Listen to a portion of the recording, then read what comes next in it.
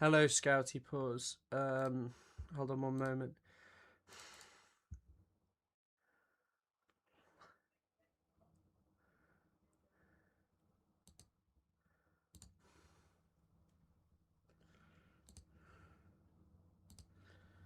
Hello everyone. Hold on, I'm just setting things up. Give me a second. Right.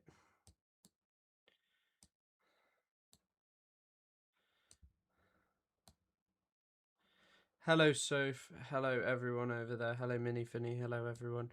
Hope you're all having good days. I'm just getting... Oh, fucking hell. Oh, Jesus Christ. I hate when Google... Oh, my God. I hate when the Windows thing is just doing this. It just keeps trying to set up a fucking thing. Oh, my goodness.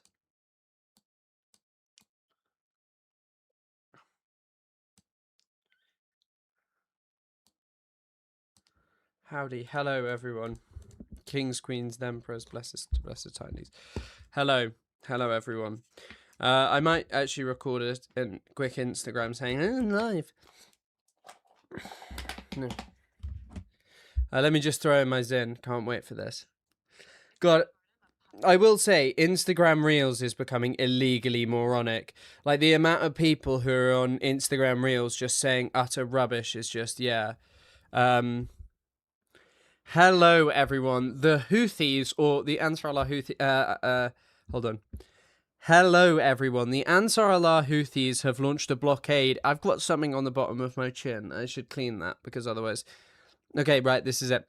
Hello, everyone. The Houthis have launched a blockade of Saudi Arabia, and it's quite likely going to send oil prices skyrocketing. But I'm going to be talking about that and more on my stream. So if you want to see any of that, just hop in. Click the link here. It takes you to my YouTube. Or you could go on my Twitch and search Chris K Live, and you'll find me.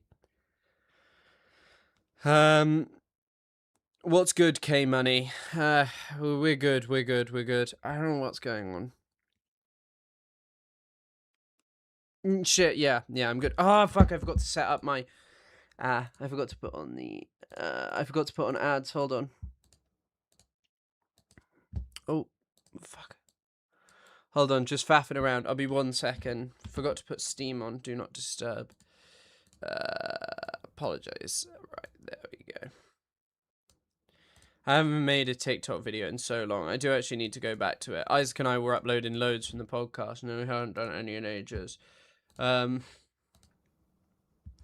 yeah, right, okay, let me just post that. Yeah, I honestly I'm more perplexed by, like, either how racist people are or how dumb people are. I've come across a new guy who I'm kind of obsessed with, who makes really dog shit videos, and he pretends he knows loads about history, but it is, like, just pure, unadulterated, idiotic slop. He made one about the Nakba that is not just... It's just completely made up. And it's just like...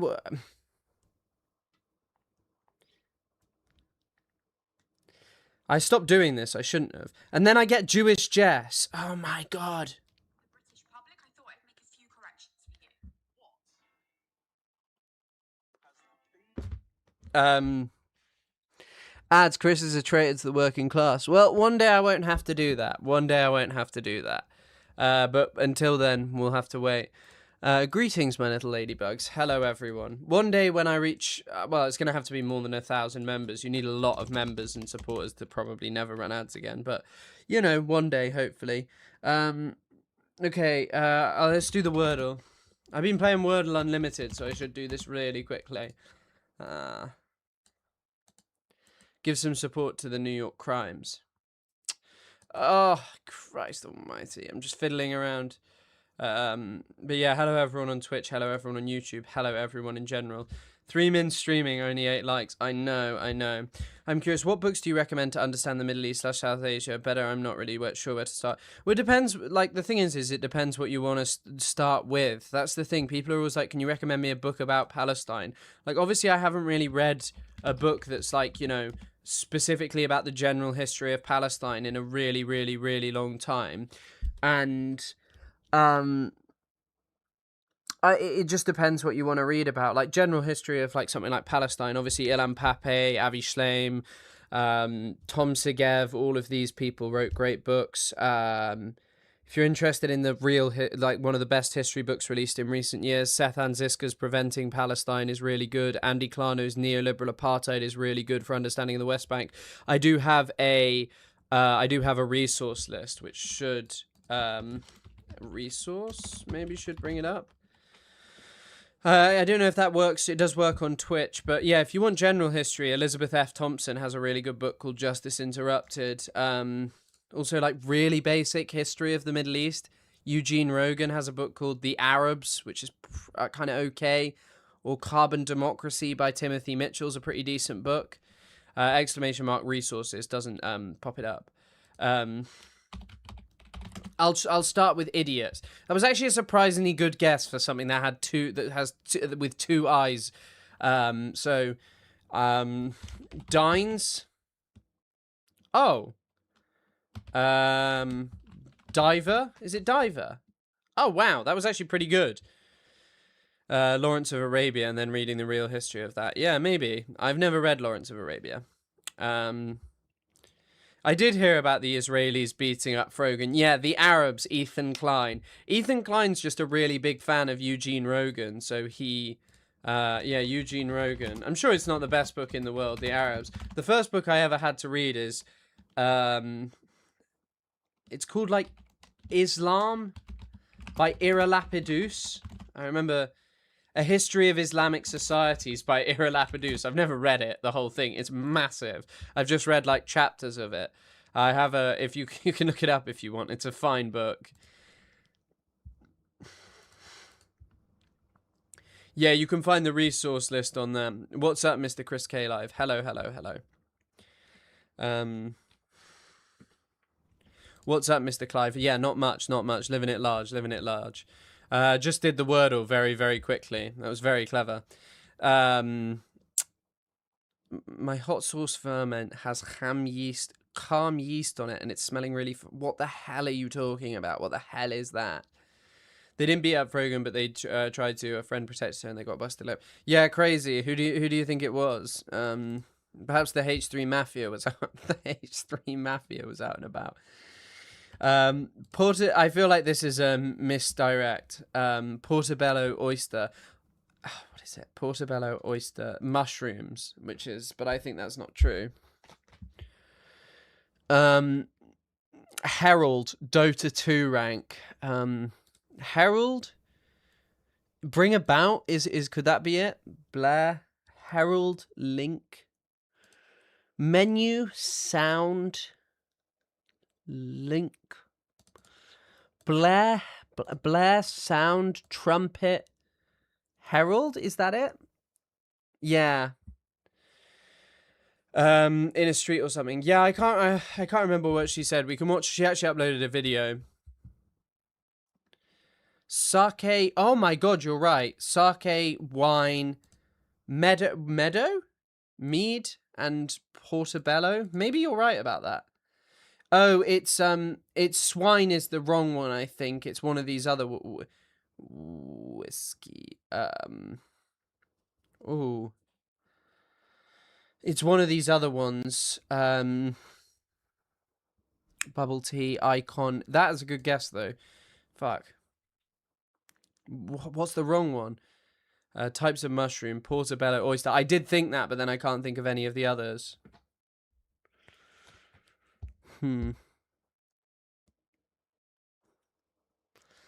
Wine, mead, port, mead, sake, wine. What is it?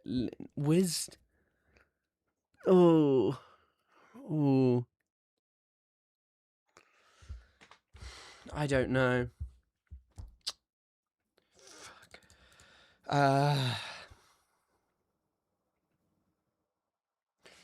Link menu. Link. Button. Link. Things you click. Menu. And one other. Ooh. Icon. Things you click. Oh, yeah. So we had mead, sake, port, and then it could be one of these others. Let's have a look. Bubble. Yeah, it is this. Is it going to be something like that? Oh, wait, no. Fuck. So it's a combination with these in. Meadow, sake, fuck.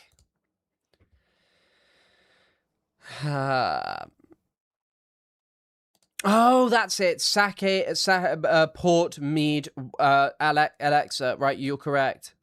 That's it. You're right. Ale. That's it. And then what's this? Associated with pearls. Oh. Pearls of wisdom. Swine? Oyster. Bubble tea.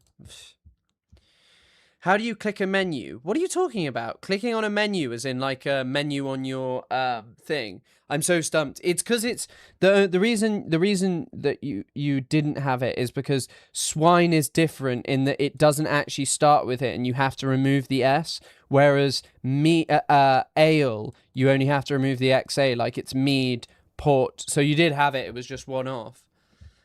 That's what I couldn't. Don't throw pearls to swine. Is that a saying? I've never heard that. I've never heard that. Why do you not throw pearls to swine? Can pigs not have pearls? Hair looking a little crazy. Yeah, it's probably a little crazy. I don't know why. It was maybe, I don't know why, but it's always a bit crazy. Who cares? Okay, right. Oh, there's a little starter story, which I'm very pleased about, which we don't have to linger on for too long, which is the Tate brothers have been arrested. And they were arrested wearing some crazy outfits with Freak Bob. I'm sure some of you have seen this. There was like someone dressed as SpongeBob with them for a bare-knuckle boxing event. But yeah, the Tate brothers have been arrested. Hours before they were set to co-host a bare-knuckle boxing event in Miami. Is the Kevin Keegan has died? Crazy. He was quite old, so. But yeah, he died. Special influences, Andrew and Tristan Tate were arrested outside the venue overnight. Tristan, anything to say? This. By the way, what is wrong with his hair? Why is it gone like that? Why is his hair gone white? Footage published by the American. And by the way, Tate's outfit is crazy. What on earth is he wearing? Overnight. Tristan, anything to say? This footage published by the American celebrity news website TMZ shows the moment they were taken into custody as they face extradition to the UK. I want to make it clear, there is no place for male violence against women and girls in our society, and we will continue to work tirelessly to support victims and investigate all reports made to us. The Tate brothers are already under investigation for a number of sexual offences in Britain, but now their charge sheet has doubled. The Crown Prosecution Service today has decided to prosecute Andrew Tate with 7 counts of rape. Indecent images of a child, 19 counts. That is crazy. I mean, it doesn't really surprise me. The fact that Andrew Tate has walked around for so long when he has just been a criminal who's effectively just openly described how to do sex trafficking is just unbelievable, and he just got away with it for ages. But yeah.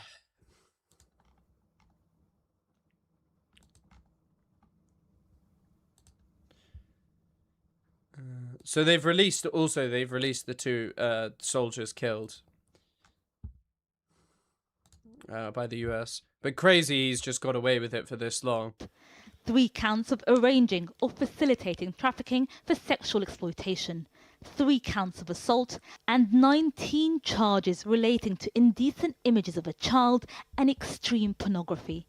His brother Tristan faces 1 count of sexual assault, 2 counts of rape, and 3 counts of arranging or facilitating trafficking for sexual exploitation. The total, 38 charges. By the way, the audio on this is just dog shit. Which come after the police identified 4 more victims. They strongly deny all of the allegations. And they're in addition to dozen charges they face in a separate case, all alleged to have taken place between 2010 and 2017, bringing the total number of criminal charges. I think the mic is just shit. Like, I can't tell if I think she has a lisp, but it's also the microphone. I don't know why it's too close to her face, and it's also, Like, it's just not working properly. I don't know why the microphone shouldn't work like this. But yeah, I mean, it's not TMC. This is Channel 4, by the way. But yeah, I mean, I don't know. It's kind of crazy. It's kind of crazy that they got away with it for this long. Charges in Britain to 59, and the number of victims accusing the Tate brothers of serious sexual crimes to 7. Bedfordshire and Hertfordshire police are leading the investigation. Andrew and Tristan are dual US-British citizens who grew up in the Luton area. But they've been accused of luring and sexually abusing women elsewhere too. In Romania, where they've lived and built their social media persona, they face multiple criminal cases, including human trafficking and forming an organised group to sexually exploit women. Please excuse my brother, he spilled a drink. Of course, you know Tristan, can't be trusted. But the Romanian government lifted their travel ban last year, and the brothers who were... That is crazy how that happened. Wasn't there some article that was discussing that it might have something to do with Baron Trump? Because... And that Justin Wheeler, is that his guy? No, Justin Louis Theroux. Justin Waller, that's it, not Wheeler. Justin Waller, I think, had contact with Baron Trump, and that might have been how they were getting out. Supporters of President Donald Trump flew by private jet from Romania to Florida. Listen. We live in a democratic society where it's innocent until proven guilty, and I think my brother and I are largely misunderstood. After their arrest, their lawyer quickly dismissed the charges, saying in a statement, Andrew and Tristan Tate will walk free. America does not do Britain's political dirty work. You ever driven a Maserati MC20? No. Me neither, but I bought one. The Tates are stars of the manosphere with 10 million followers. Also, Andrew Tate is definitely not getting Epsteined. Hold on 1 second. Like, what sets Epstein apart from Andrew Tate is that Epstein was hanging around very famous and powerful people. Andrew Tate is not hanging around very famous and powerful people, really, until much after, and it doesn't seem that his sex trafficking was involved with many famous or powerful people, whereas that seems to be exclusively Jeffrey Epstein's clientele.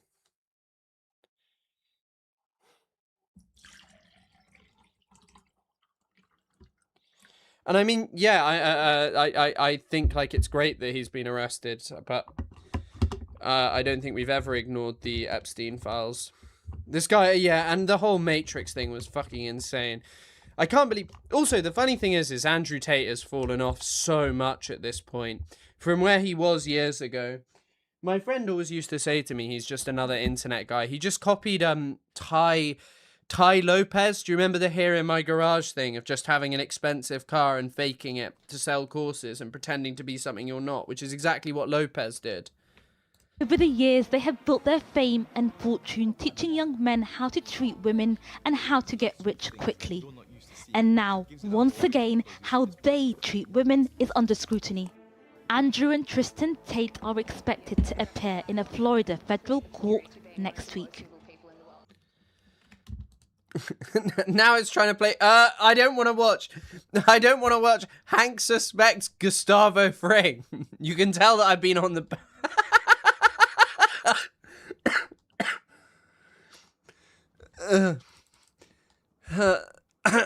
You can tell that I've been watching Breaking Bad shorts, but I don't think I can legally just watch a full Breaking Bad short on stream.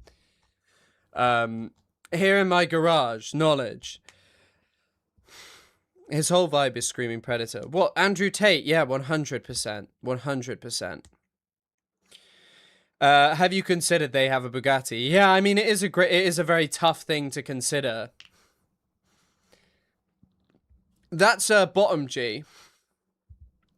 I feel bad for their sister. I know she's cut them off from her life, but it must be horrible. Yeah, I guess I haven't really thought much about the Tate's sister. I forget that they just, yeah, I don't know. It is kind of crazy to think about. The UK's next Prime Minister described Andrew Tate as a potential next Prime Minister. Described Andrew Tate as like he described him as an important voice for men.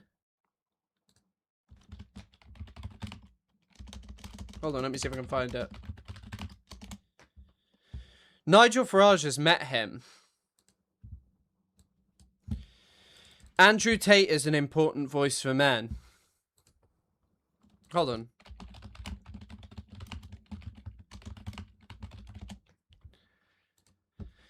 Yep. Here you go. Farage said Andrew Tate was an important voice for men in podcast interview in 2024. He said that it was giving boys confidence at school, which is kind of crazy to say, really, to hear about. While acknowledging Strike It Big. Hold on. What is the Strike It Big podcast?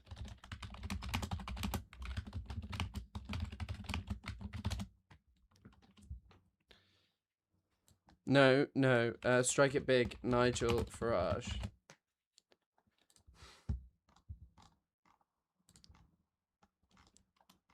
Nigel Farage. I am.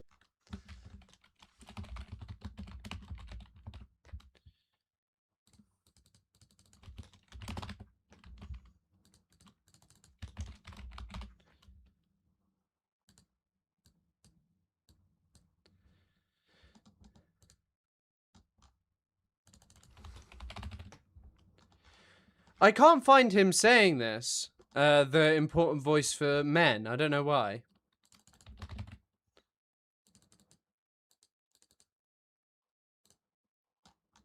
The world's against you. And Andrew.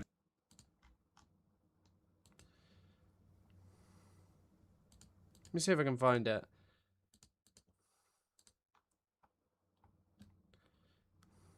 The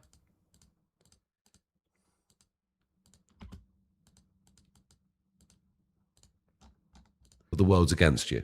And Andrew Tate tapped into that. Andrew Tate tapped into that.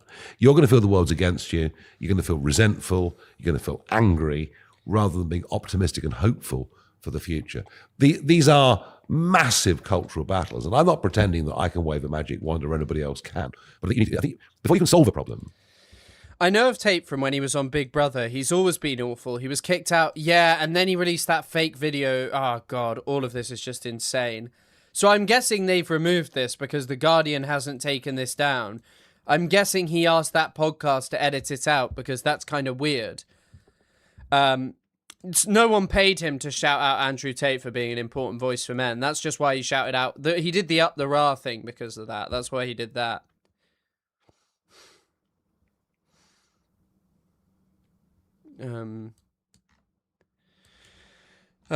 Also, there's some kind of... Someone blew something up outside of a federal plaza building in New York's immigration court. The building was evacuated. No injuries were immediately reported. Police also recovered a firearm at the scene.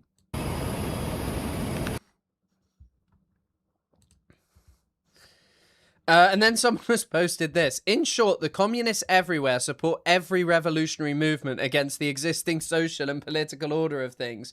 They openly declare that their ends can be attained only by the forcible overthrow of all existing social conditions. Thank you, Eamon, for posting that quote. So more weapons of mass distraction. Incredible things are happening over there on the X Everything app. But yeah, fucking crazy. My older cousin posted it on Facebook about how he cried while watching a Tate video and that he was the guy who is bringing back male values. That is incredible. I mean, he's got a point. He's bringing back male values to all of us. Unless you're talking about the economy. What are you talking about with China? Nigel's also set up the rat, which is still the funniest thing he's ever done. That was pretty funny. Well, to be fair, him saying it is funny, but the interview is also even more funny. But yeah, I saw that this is one of well, this is just the biggest story ongoing. Oh, also, I keep getting recommended Asmongold videos because I guess I've watched a few. I have to show you like a minute of this video because like Asmongold has found a new based patriot. Oh, yeah. So apparently this video was really, really popular. Like, how many views has this video got so far? It's already had 1 million views. This is just a random... They apparently just Sorry, I'm really obsessed with this video. randomly interviewed this guy on the side of the street. So what has persuaded you to come out today? Well, we've driven up, my son and I, from Newbury, because obviously we can see the state of the nation and there's a national emergency and we need to. Look how tall this guy is. This guy is like the height of his son, who looks to be about 5 or... No, his son's like maybe under 10. Obviously think about the future. What kind of country are we going to have for Look at the height of this man! our children? Or are we going to have a nation at all? Now, I'd rather live in a nation and not a market. Not a borderless international supermarket browsed by mutually hostile strangers. Not something that reduces Look how tall he is! He's nearly smaller than the microphone! us all to bargain hunters. We need to save the nation, and I think that Rupert Lowe's Restore Britain is the only Look at his height! credible vehicle to do that. Jesus. What was it that made you come over? What were the issues Jesus that pulled you to Restore? And what was the moment? Well, you can see... I can't believe this. I cannot believe this. This guy is so small! He's nearly the same height as his child who cannot be 10 years old. that there's... Look, he's barely taller than this tiny car. The microphone is like half his height. How big is this man? I think people need to know. I think we need to find out what's happening with this man, how tall he is. Obviously, there's the bankruptcy of the general liberal idea. There's the fact that you get a sense that the Western idea and the ideas we've had since the Second World War are winding down themselves. And at the same time, you can't escape the fact that we appear to be morally as well as financially bankrupt across the West, across Europe and in Britain, that the whole system is in a form of crisis. If you like, what we used to call normal life has been replaced by a permanent state of emergency in terms of our social incoherence. No, there is no way this guy is even the same height as me. This guy is so small. Yeah, to be fair, he must be scared of... It's okay to be scared of everything. And hello, everyone who's just come in. Oh my god. The interviewer's a giant at first. I think the interviewer probably is tall, but that guy is really, really teeny tiny.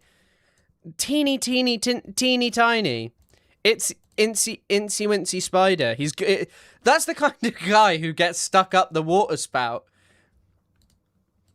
Yeah, I'm incredibly impressed by that.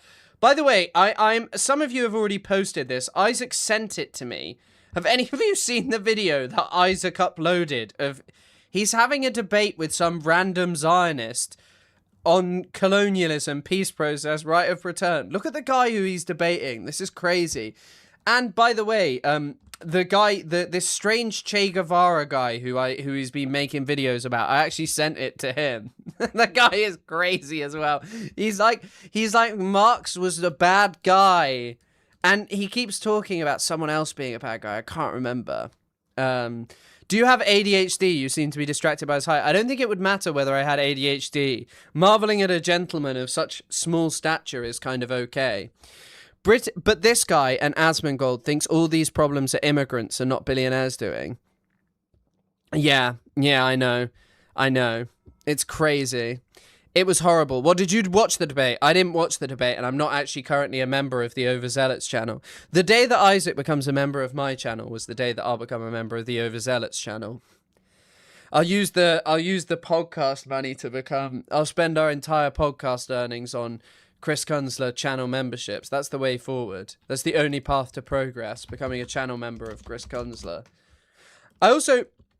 I watched 2 films over the weekend. I saw the new Odyssey. I'm really interested in hearing about Asmongold's take about the Odyssey. He's just talking about Palmon. But I saw he uploaded 2 negative takes on the Odyssey. I also heard someone describing the Odyssey as a conservative film, and I guess there are some conservative aspects, but I'm not really sure. It's pretty good, though. In fact, it was very good. But I also watched another movie called Reds, which is like a... Oh my god, wait. This Reds 1981 film, if any of you watch it, the whole film goes awry, in part because the female character has something... Oh my god, fuck off.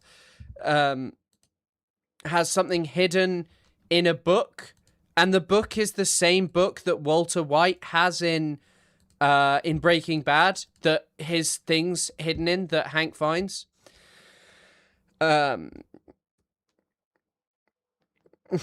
and selling them out the boot of my car. Nice, nice, nice. Bring the DVDs, or sell the DVDs round the pub of the. Sell the DVDs around the pub. And no, I'm not really introverted. I mean, I am quite personally introverted, but I still see people a lot and I have a lot of friends, so I don't know if it's really fair to say that I have it. Well, I couldn't find any confirmation that Breaking Bad did get the reference from there, but it's the same book.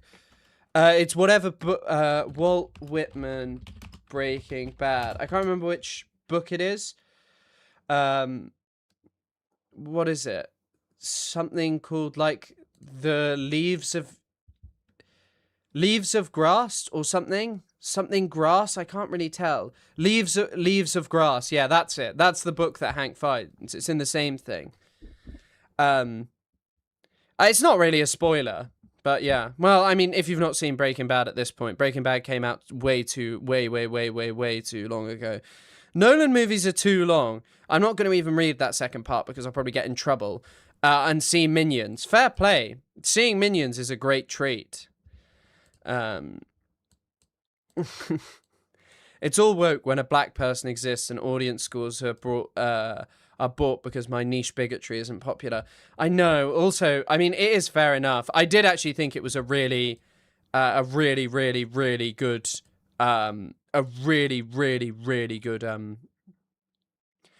really good film. But I don't know, just people's instantaneous reaction. If there's a black person in it or Elliot Page being cast, it makes it a woke film. You are so dumb that it isn't even worth talking to you. But the fucking movie Reds is even longer. It's about the guy who wrote 10 Days That Shook the World. John Reed, who was in Russia as the revolution unfolded, and there's like a guy who looks like Lenin in the film, and he actually really looks like Lenin. It's actually kind of impressive. I don't know who played Lenin, but whoever it is, he really looks like Lenin. Hold on, I'll show you. I can't, it's a WebP file. Hold on. Whoever they got to play Lenin, just Google Red's Lenin. It's actually kind of impressive. And the guy who plays Trotsky. It's all quite impressive, I will say. That's the guy who plays Lenin there. You can't really see his face, but he really does look like Lenin. So shout out to them for doing it. I haven't seen Breaking Bad. You should. It's a great show about castration. The Russian's love Leonardo DiCaprio because he looks like a young Lenin. Does he? Really? I know. I did hear that thing about it being shot in the Western Sahara, which really does suck. I don't know why you choose there. Well, I know why you choose there, because you're paid to choose there, or you get some kind of cut rate or some kind of cut deal. I don't know why they would have filmed there otherwise. My old math... you know what? I'm starting to realize it's maybe just not that hard to look like Lenin. I think, maybe. I'm not quite sure. I guess we see. I guess we'll have to see how hard it is to look like Lenin. Maybe one day as I get older, I'll look like Lenin. I don't know. I'm going to just take my inhaler. Give me 2 seconds.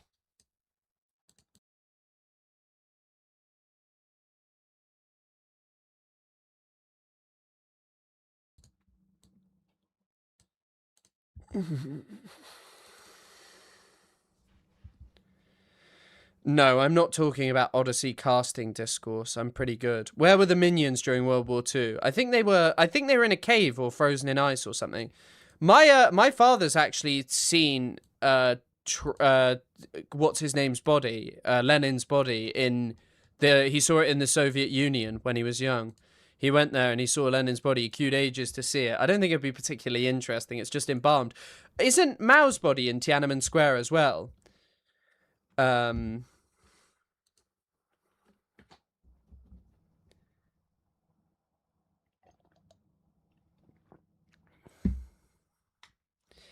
Having your corpse on display for decades is more of a punishment than a tribute. Yeah. I think you're probably right. I don't know if I'd want to go and see it. I don't think there'd be something that interesting. Yeah, I think having gone to the Soviet Union is pretty interesting because it just doesn't exist anymore. Unlike Russia, yeah. I've been to the Kremlin Museum too. Nice. the Minions: The Rise of Gru, the whole body on display thing. I don't think Lenin would have wanted to be on display. I think someone said that was the case, that he wouldn't have wanted it. Yeah, I saw a couple of mummies when I was in Istanbul, and they were crazy, I'll be honest. Oh, also, by the way, I was just going to mention this briefly. The UK's got a new Prime Minister, and the UK's new Prime Minister, have a listen to this. We'll see. I'll see it I'll believe it when I see it. We will help people to live well, building a more preventative state, investing in people's success rather than paying for failure. And that work starts now. I will soon go through that door behind me and issue my first instruction to end rough sleeping in our country. By the way, if he actually does this would be such a positive thing for the UK. Just honestly, if they are to end rough sleeping, just anyone who's lived in the UK for any sizable amount of time will know that rough sleeping has become just a way bigger issue over the last few years. But yeah, Starver is gone, but I don't know. That it's appropriate to view the dead. I am not religious, but I feel like people should be allowed to return to nature. Yeah, I don't know. Providing housing. Rough sleeping is homelessness, basically. It's just a term that they use for homelessness. And his accent is a northern-ish accent. I think it's from... he was the mayor of Manchester, but he was born somewhere near Liverpool. I think he's actually an Everton fan, so near Liverpool, basically, but not directly in Liverpool. Somewhere along the Wirral. I guess you've not heard the term homelessness much, but yeah, he was questioned about this. It would be a positive thing, you know. To end. Here he is being asked about it and his failure to do it. You're promising to end rough sleeping at the earliest opportunity, but on your own record as mayor in Manchester, the figures have gone up. Under your leadership, rough sleeping has risen every year for the past 4 years up there. If you can't sort out the problem in Manchester, how are you going to sort it out in the country? Well, the problem was down significantly from when I came in as mayor in Greater Manchester. Some of the issues that you mentioned were outside of our control, but what I learned was we ran a scheme every night, 600 beds, called A Bed Every Night, and we funded it through various different ways. But we were the only place that was doing it. And you won't be able to get the numbers down if you're the only place, and other cities, people are coming to Manchester. Yeah, he's scrapping digital ID, but nothing about the internet censorship. So he's scrapped basically a policy that was Larry Ellison's. So the idea that we just have to have some form of digital ID. He's also allowing the drilling of the North Sea, which doesn't really make sense because there is oil in the North Sea, but it's not very easy to get out, and it's quite cost ineffective. The only reason he's done that is to appease Trump. That's literally the only reason. But I do hope he does this, and you know, I'm not going to throw my support behind this guy ever because of his behavior around Palestine and such. And I don't think he's going to actually deliver on his promises. But if he does deliver on this, that is an undeniably positive thing. There are so many people suffering homeless right now in the UK, and it fucking sucks. There are so many just homeless people all over the UK. And I hope that it changes for them. And I think it's just such a negative on everything about society, just like mentally unstable and unwell people just being sort of left to worsen and roam the streets. And then problems that they should be helped with are just end up being played out in the streets. So it taught me that the only way is to do this together. Everybody pulling in the same direction, everyone in, as we did in the pandemic, because we did bring people inside in the pandemic. And that's what I'm saying as I go into government today. We did it then, we can do it now, get the basics right, put a care for people at the heart of everything that we do, and just get this country working as it should again. Okay. They did manage to do it during the pandemic, so maybe they will. And the idea that it's going to get so much worse, quite possibly. That's why I'm not like out here just saying like Burnham is going to do amazing things, but all I'm saying is if he actually does that, I will be happy because it will be a positive thing. It just categorically will be, and I just hope for people who are experiencing homelessness that that something is improved. You know, I really do. And, you know, it's just a horrible experience for anyone who lives on the street. It's not how human beings should be living at all. And you're right, dying from exposure and all of this stuff. Hashtag victims of capitalism. But, you know, I don't sit here and... I'm not going to sit here and tell you that I think Burnham is going to do positive things. Burnham, friends of...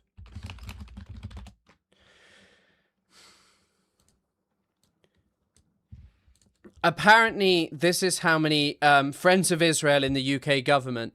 The Prime Minister is a member of UK Friends of Israel. This is the equivalent of the UK's APAC.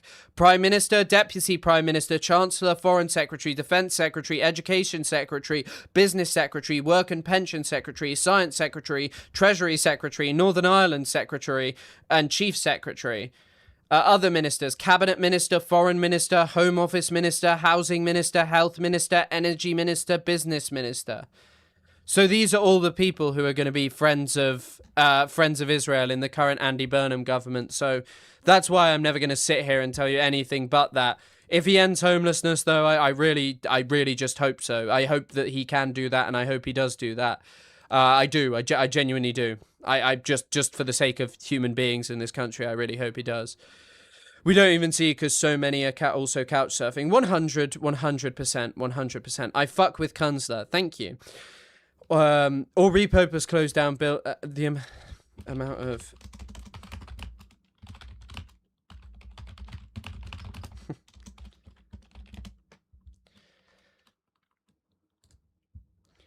Yeah, the amount of empty homes in the UK is also just insane. You could also, by the way, there was always this point that if you gave a shit about homeless people and like anything to that effect, you could have repurposed houses taken from like foreign billionaires who committed crimes into just big spaces for the homeless people, you know. Also, David Lammy has been sacked, which is fucking crazy. I don't know. I don't think there'll be change.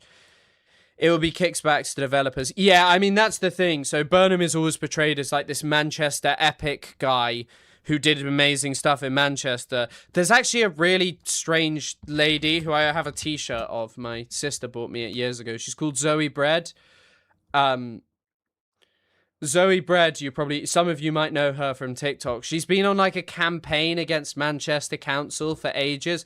Well, I don't even know if I'd describe it as a campaign. It's basically just talking about what's going on in Manchester, Wigan and places in the north, and talking about what's actually going on there and looking at properties and stuff and how bad they are. And you're right, it probably just will be kickbacks, but if some of those kickbacks are actually aimed at ending homelessness, I really do hope that that is a plausible and a thing that they end up doing. I do. I genuinely do. Yeah, she is a great character. Costing $1 billion only to be scrapped. It doesn't. Digital ID doesn't even cost $1 billion. By the way, you're wrong, Malcolm. It costs £600 million pounds per year, which is probably close enough to $1 billion. Requires a surplus army of labour. Homelessness in the West will never be completely fixed. No, I think you're right about that. Well, I guess for a short time in certain parts of the West, it was actually fixed. If you count Germany in the West, which I would, in part of Germany, there was no homelessness when it was, you know, the East was ruled over by the Soviet Union. There was no homelessness. Hello, Mr. Elephant Fish. Hope you're well. Homelessness is the system. Yeah, I mean, it is the prerequisite of capital. Do you know an interesting thing is the best marker of the economy, which the Trump administration refuses to use because it's woke apparently, is focusing on black male employment, because black males are the first people who, when the labor market starts to go badly, are out of work first. I don't know if anyone's ever heard that, but I've definitely mentioned that on stream, but it's such an interesting fact, and you can kind of see how still to this day black people are kind of a disposable class of labor in the United States. Probably the same goes for the UK. It's just people don't give a shit about the UK, so no one's looking at that. You're cutie. Thank you for the streams. Thank you for supporting them, my man. Thank you for making streaming possible. I mean, it doesn't surprise me. Right-wing populism is incredibly popular, and a lot of it's cultivated by just insanity on the internet. Homelessness is not swag and based. I'd even go as far as cringe. Kind of a Labour underclass buffer. Yeah, and that's exactly what immigrants are. And the reality is the UK is experiencing just a buffer. Baltimore is a great case study on how dev kickbacks don't help homelessness. The projects are Section 8, which are essentially government-subsidised slums. Devs absolutely cannot be trusted. Yeah, I think the only thing is... I think that the major problem is Burnham is obviously not this radical figure who's going to bring about change. In the movie Reds yesterday that I was watching, the like a central plot point of Reds is John Reed, and this is a true story, started advocating for Woodrow Wilson because Woodrow Wilson purported to be against the First World War, which was true. I mean, the only other problem is Woodrow Wilson was in the fucking KKK. Well, he was a supporter of the KKK at that time, but the KKK then engaged in a lot of violence post-war that he condemned. But he said originally the KKK was like white people defending their homes, which is fucking crazy to hear. But anyway... the film didn't appreciate the thing about the German U-boat campaign, but then again, I don't really give a shit. But it was actually pretty good. I own and live on the tip of a mountain. I'm very fed up with humans. You won't be able to get internet up there. I'd be careful about that. Guys, I just found this awesome new creator on Patreon called No Politics Here. Yes. Except, I don't know if any of you have seen this. Apparently Ethan Klein has banned all of his little, followers from doing anything but gaming content and only letting them collab together because it's taking viewers away from it. Isaac is banned from doing anything.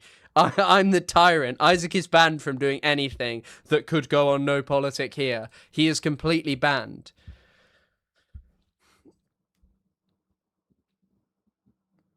Love the birth of the nation. That doesn't surprise me. Apple Podcasts. Yeah, someone mentioned an RSS feed, and I had it explained to me, but I still don't really understand how I'd set one up, but I probably do need to do that.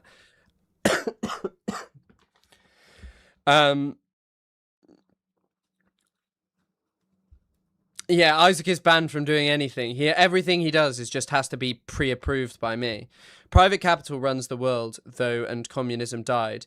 I guess communism hasn't died, but the Soviet Union's experiment died, unfortunately. And I'd say that was probably a pretty bad thing in many ways, as having some kind of alternative to capitalism. The most expendable part of the surplus labour, 100%. There have been some updates in Frogan's assault case. Would you like me to send them over? Potentially, yeah. I guess we've got quite a few things to do, but yeah, I could. Wait, I could just watch Frogan's video quickly and see what she's saying.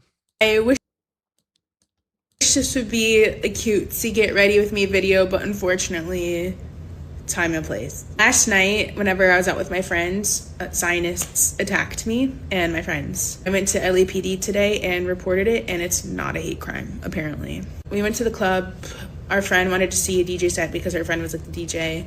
And around 1:48 in the morning, one of my friends went to go smoke a cigarette, and I heard screaming behind me, and they were saying Kiss Mek. And if you're Levant Arab, if you're like Lebanese, you know that's fighting words. So I'm like, who's saying that to me? So I turn around, and they're like, oh, Kiss Mek, Kiss Mek, Kiss Mek. And I said, fuck off. Me telling them to fuck off set them off, and they physically assaulted me. My friends immediately got involved, and they punched my friend in the face, and they put my friend in a chokehold and slammed her to the ground. Security broke it up pretty quick, to be quite honest. They escorted them out, and before they escorted them out, I looked at one of them and I said, you literally put your hands on women. And he was like smirking, and he like looked at me like I was not even fucking human. Another occurrence occurred where, you know, it escalated again. One of the guys tried swinging on my friends again, and he was like, where are you from? Where are you from? I'm Israeli. Where are you from? And it's like, okay. Okay.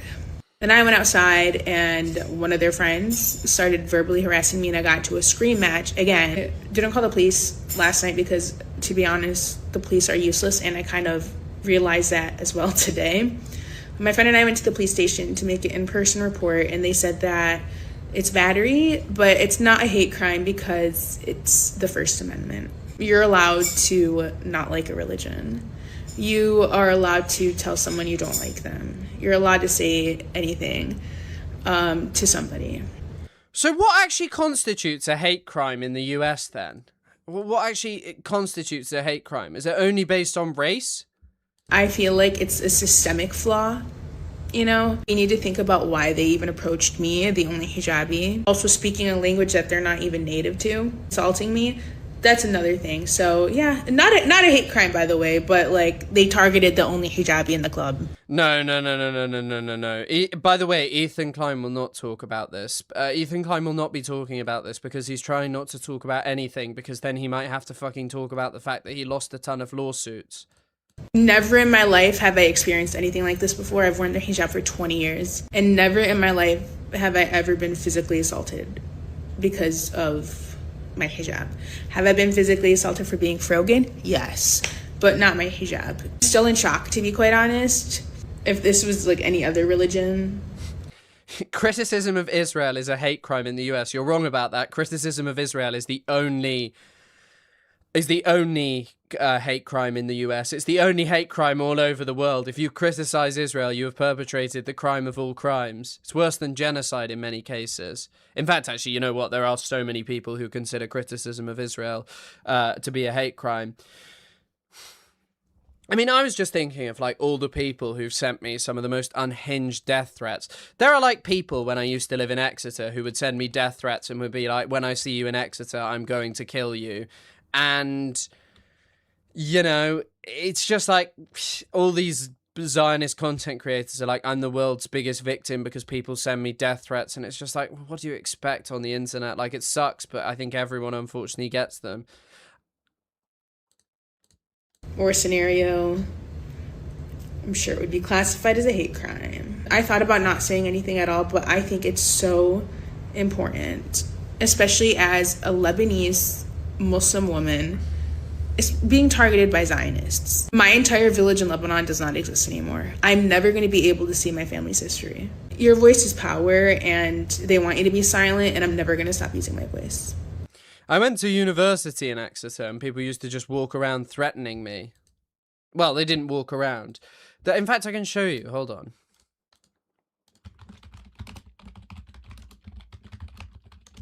It's literally still on the internet. There was this one person who just kept saying that they were going to harm me. Here you go. It's this guy. Just seen you on GB News attacking some Jewish kids for raising awareness on anti-Semitism. Think we will be seeing you soon in Exeter, Chris. He kept commenting these. He never saw me in Exeter. The comments are just still up there, so always an exciting one. I think he commented on just about every video telling me how much he hates me. He kept telling me that I should be careful. He kept posting like eyes emojis. I didn't even realize he'd posted these things at the time. He was commenting stuff like TikTok, TikTok, TikTok. I think he must have realized that I uploaded it on TikTok. He commented on every video on this channel. He kept saying that I was attacking Jewish kids. I should have realized. Anyone that has ever told. I should have realized, because I could have used it as a point of saying, like, I could have used it for a point of saying, oh, you know, this is what happens when you speak up for Palestine. But yeah, I don't know. It's crazy what's happened to Frogan. I feel very sorry. I feel very sorry for her. It doesn't surprise me though.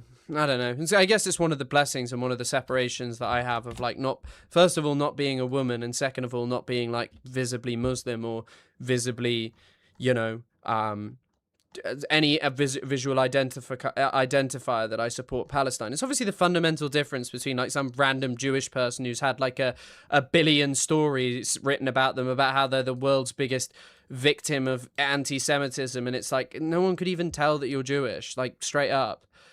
Was big on TikTok. At first I found him through No Politic Here. Yeah, I am quite big on TikTok. I should still upload there, but I can never get the motivation to redo TikTok and stuff.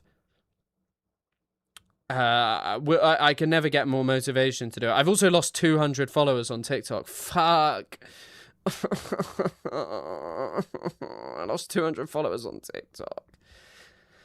Oh, I had 438,000. I probably should be doing this shit way more. But yeah, I just, the things I think about making TikToks are just crazy. My last TikTok has like 300,000 views, and I just haven't made one in ages. But oh well. I found him through Noah. Nice. Excited. When our students group for Palestine was founded in our university, they had to talk to the union to clarify that we do not support Hamas and terrorism. They're all following AI, Chris. I know. They're all following AI, Chris. That is the major issue. AI, Chris, is really taking off. Okay, right. There's also one other thing that I wanted to show you guys, which is this crazy pro-Israel lady called Natasha Hausdorff appeared on LBC, and she was talking about Israel. It is kind of crazy just what pro-Israel spokespeople are like. The law scheduled for the end of October, with Benjamin Netanyahu's coalition racing to expand control of land in occupied Palestine and drive out Palestinians before its mandate expires. That is according to reporting, at least from the Guardian newspaper. Let's try and get some answers on this now with Natasha Hausdorff, who's legal director at UK Lawyers for Israel, barrister at Six Pump Court Chambers. Natasha, thanks so much for coming back on the show. Really appreciate your time this morning. If this is the case, these settlements would surely be illegal, wouldn't they?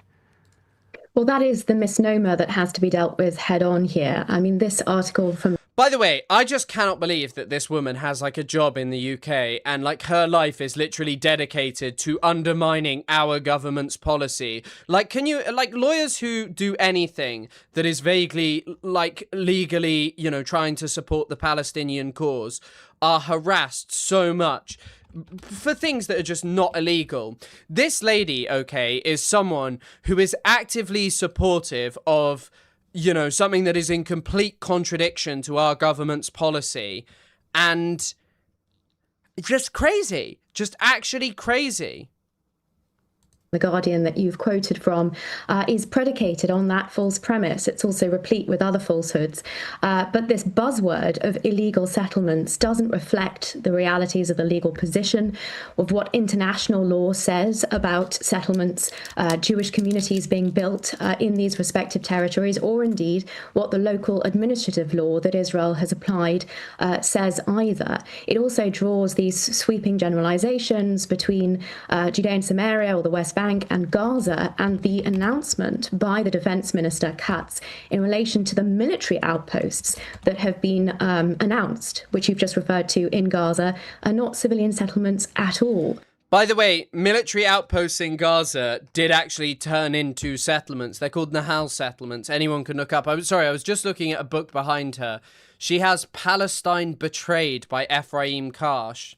Well, so lots to unpack here. Sure. Well, I suppose someone arguing that they do contravene international law might say this. The UN, the ICJ, the International Court of Justice, continue to consider the West Bank to be occupied territory. They argue that Article 49 of the Fourth Geneva Convention prohibits an occupying power from transferring parts of its own civilian population into occupied territory. In 2016, the UN Security Council adopted Resolution 2334, which states... Hermione Gracist and Hermione Genocide. Fantastic names. Israeli settlements in occupied Palestinian territory, including East Jerusalem, have no legal validity and constitute a flagrant violation under international law. And as recently as 2024, the ICJ issued an advisory opinion reaffirming that Israeli continued occupation and new settlements are contrary to international law. So if all of these international organisations which literally adjudicate on international law are telling us it's illegal, we ought to listen to them, shouldn't we? Let me deal with those four planks one by one. The ICJ advisory opinion is not any binding instrument in international law. It is as valid as the analysis that has gone into it, and I've spoken on many previous occasions about the problems there.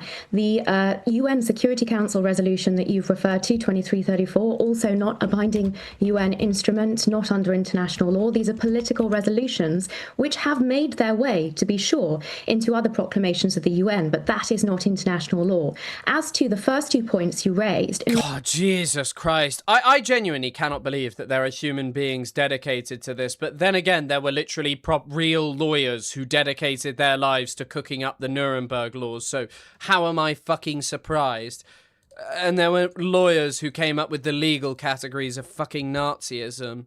In relation to Article 49 of the Fourth Geneva Convention, this is a massive misrepresentation of what that provision was drafted to prohibit. It relates to the Nazi practice of forcibly transporting, ironically here, mostly Jews, into occupied territory in order to take them to concentration camps, extermination camps, forced labor camps. That is the forcible transfer of a civilian population, and it is a state transfer.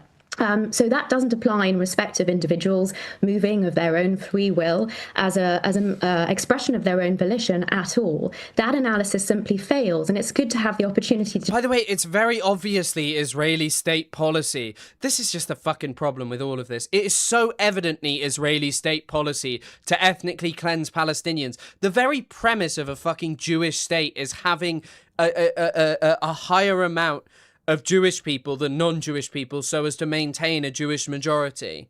Drill down into these points, and I'm very grateful that you've raised them. I'm grateful to you. I'm grateful to you, Natasha.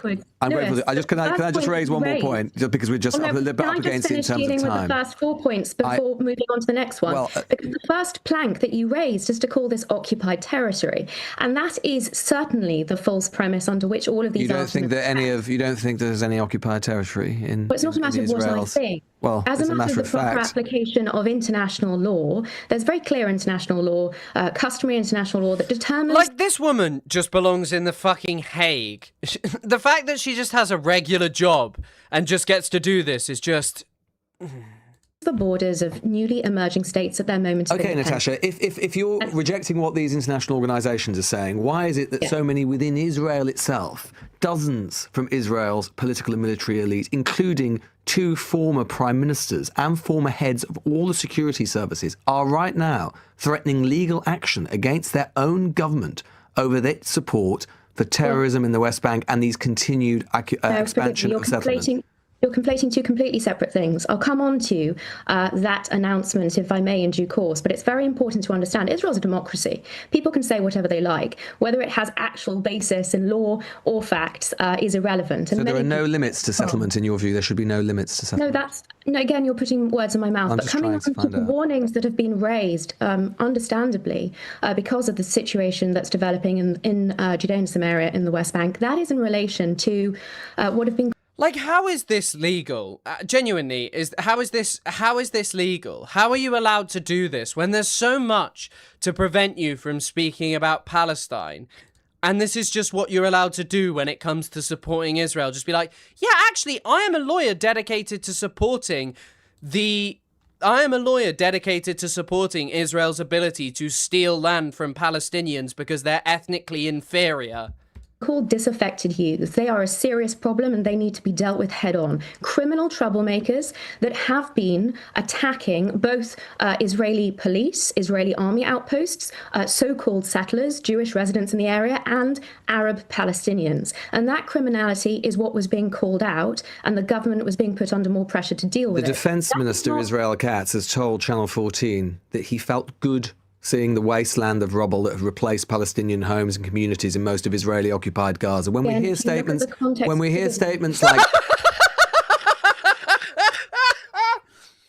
Yeah, by the way, as I said earlier, imagine a lawyer dedicated to Holocaust denial.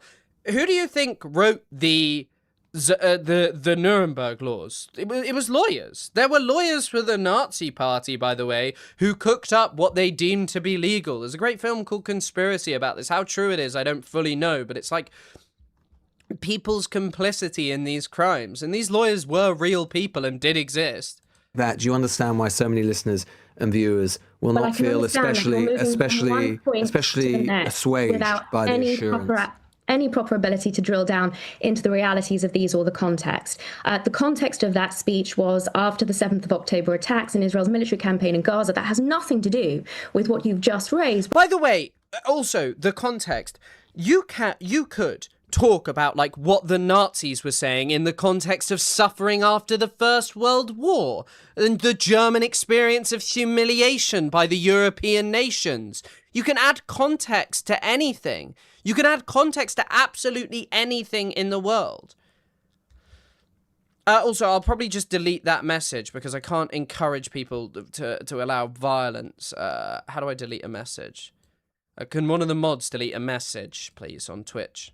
Which is with respect to attacks on Israeli civilian communities in Judea and Samaria, and the misrepresentation of this as settler violence. If you look at UN statistics, did you know, Lewis, that if an elementary school or primary school class goes and visits the ancient site of Shiloh, according to the UN data, that is settler violence? Did you know that Israel now controls 65% of Gaza, which is beyond even the 53% agreed under the ceasefire by Donald Trump? So that government is going beyond even what Donald Trump thinks is a good idea. This is a measure that has just been updated in the last 2 days because of the Board of Peace's failure to negotiate the disarmament of Hamas. There have been further. We're out of time. Do you? Very simple question to you, Natasha. We're out of time. Do you believe, Natasha? Do you believe that there should be any limits to Israeli settlement in the West Bank? Yes or no?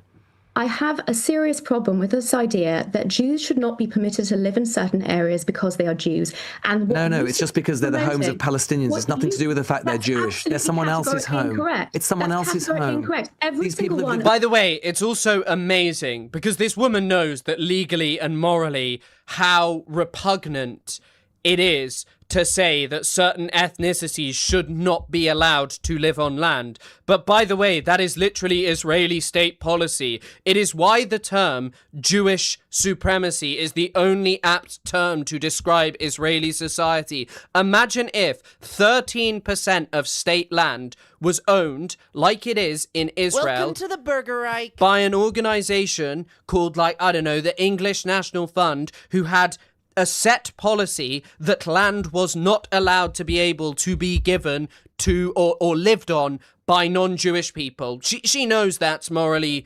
wrong and morally repugnant, but she doesn't give a shit. It can't be rented, leased, or anything. That's what the Jewish National Fund does to Palestinians. If law is... Lemon Mint Cat, thank you for the 7 months of support, my goat. If law is land theft, terrorism and murder, fuck the law and polite legal letter to indigenous people to leave home with the threat of murder. I know, it's just... The fact that people really buy this woman speaking about anything, it's just despicable. It's just, I'm sure the Nazis cooked up legal justifications for their repugnant actions. And yes, this guy is the guy who was a moron with Hassan. He's a moron. In the West Bank for generations. No, this is built on state land. It is categorically a misrepresentation, Lewis, that you have just suggested that anyone has been dispossessed as a result of these proposals. Even the Peace Now website, which is one of the biggest attackers of these proposals. Israel hasn't dispossessed anybody in the West Bank. No, it certainly has not. It's actually insane to listen to this woman speak. It's just so disconnected from reality. So disconnected from reality. Starving Palestinians was good, yeah, I forgot, and she's also key in that fucking organization. Horrible lady, honestly, one of the worst characters out there.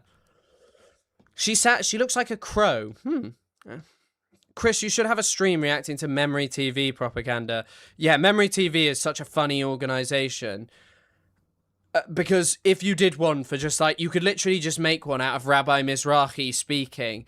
It's so evident that that's what it is, by the way. Like, oh, Muslims scary. Just listen to what Rabbi Mizrahi is saying. You can find plenty of examples of religious people saying some of the most insane shit. I'm sure you could just find Christians saying exactly just the most insane shit. And literally, if there was a memory equivalent for Israel, I would remind you that those are just our closest allies saying the most unhinged shit. By the way, Andy Burnham has an official YouTube account. But this is the problem, by the way, because I'm sure I will actually play this clip of our new Prime Minister talking about Palestine. The problem is like, those two differ on the two-state solution, but these people don't want any action to change anything about the two-state solution. That's what I get. It's as simple as that. Or anything related to Palestine. They just want the status quo to go on. By saying the unbearable suffering in Gaza is a scar on our collective conscience. It's completely unacceptable that innocent Palestinians, including children, continue to be killed. That there's still a humanitarian crisis with too little aid getting in, and that the Israeli military continues to expand the... I'll tell you what, Andy Burnham, if he arrests Natasha Hausdorff along with all of these other prominent Zionist extremists, I'll also say well done for that, Mr. Burnham. ...area it controls in Gaza. We've got to do more to put pressure on the Israeli government. I want to repeat what I've said before about the actions of Hamas and the monstrous October the 7th terror attack, which I... Talking about October the 7th in the context of what's going on in Palestine today is just fucking insane. Like, talking about suffering, like saying that you need to condemn it after what Israel has done. Like, what Israel has done has trumped October the 7th so much, and yet you won't speak in the exact same terms that you're about to about what Israel has done. I condemn as strongly today as I did in the immediate aftermath. I also condemn the increase in appalling anti-Semitic attacks here in the UK and those who seek to divide our communities by targeting Jewish people. Following the Heaton Park synagogue attack in Manchester, I felt firsthand the anxiety in our Jewish community and the very real threat they face. This is unacceptable, and we must continue to stamp out anti-Semitism across the UK. It's kind of crazy to think about, okay, that on these two things, fine, say you want anti-Semitism to stop. Okay, great. Why is it that you think that that is somehow something has to be stamped out? However, the behavior of the someone like Natasha Hausdorff doesn't have to be stamped out. That we don't have to stamp out what, you know, support for Israel's genocide of Palestinians. Why is it? Why? Why is it that we don't have to have a conversation about that? We must also be clear in our criticism of what has happened in Gaza. I know many people feel that at the start of Israel's military action in Gaza, my party didn't get it right, and I am sorry about that. The response has too often not been good enough. We need to do better. Yes, we have taken some important steps. These include recognising the Palestinian state, placing sanctions on Israeli ministers and imposing waves of sanctions on violent settlers and the organisations that support them. It's also really funny how he doesn't break with Keir Starmer in being like, I'm sorry that the previous government was so repressive towards people being upset about Palestine. You know? I also fully support the restrictions on arms licences to make sure that no British bombs or bullets can be used by the IDF in Gaza or in the West Bank. But let's be honest, the UK was too slow to call for a ceasefire, and we must now do more to strengthen our approach. Israel continues to violate the ceasefire agreement, killing innocent Palestinians. We're seeing a surge in settler violence in the West Bank and East Jerusalem, and the continued expansion of illegal settlements, displacing Palestinian communities. And Netanyahu's government is clearly attempting to make a two-state solution impossible. That's why we need to do more, which includes looking at further sanctions, both on those involved in the violence in Gaza, but also looking at measures to ban trade in goods with illegal settlements. I, like many people, feel passionately about Gaza, and I will do everything I can to work with international partners to stop the suffering, to ensure the Israeli government adheres to international law, and to keep the prospect of a two-state solution alive, because this... What's the point, like, of keeping a two-state solution alive? Hold on. I just need to check something.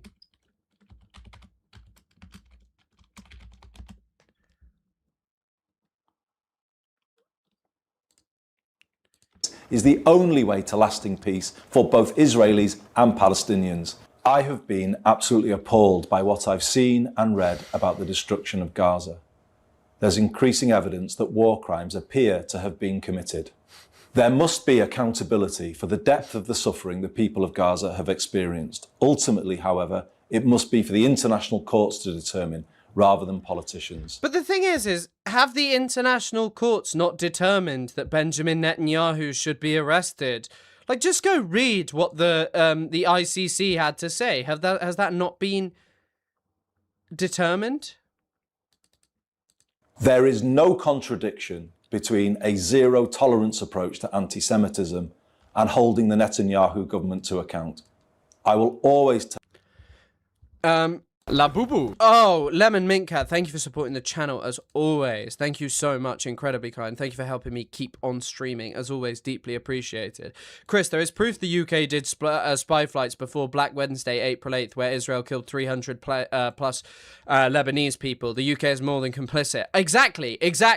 And that's the funny thing. There must be accountability. The international courts have already decided that Israel has perpetrated war crimes. You could literally just go and search BBC Lebanon apartment building bombed. God, the way I'm searching this up, I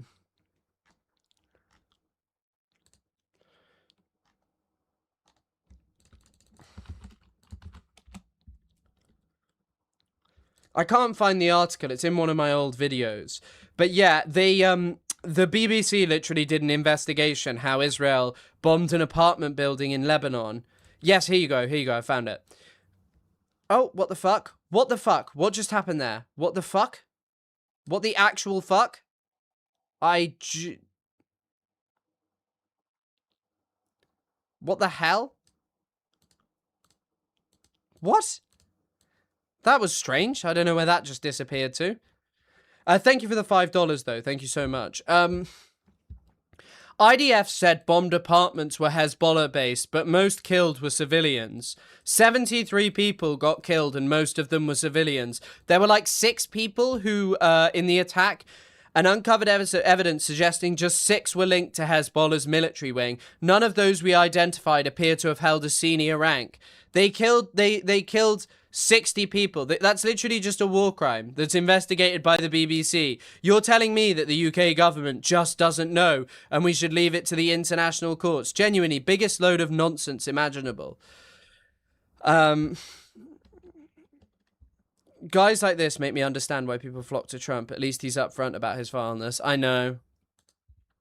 And this is the UK's new Prime Minister. Okay, right, let's get into the Iran war. So in case you haven't heard, the number of US troops killed, a random person... New details...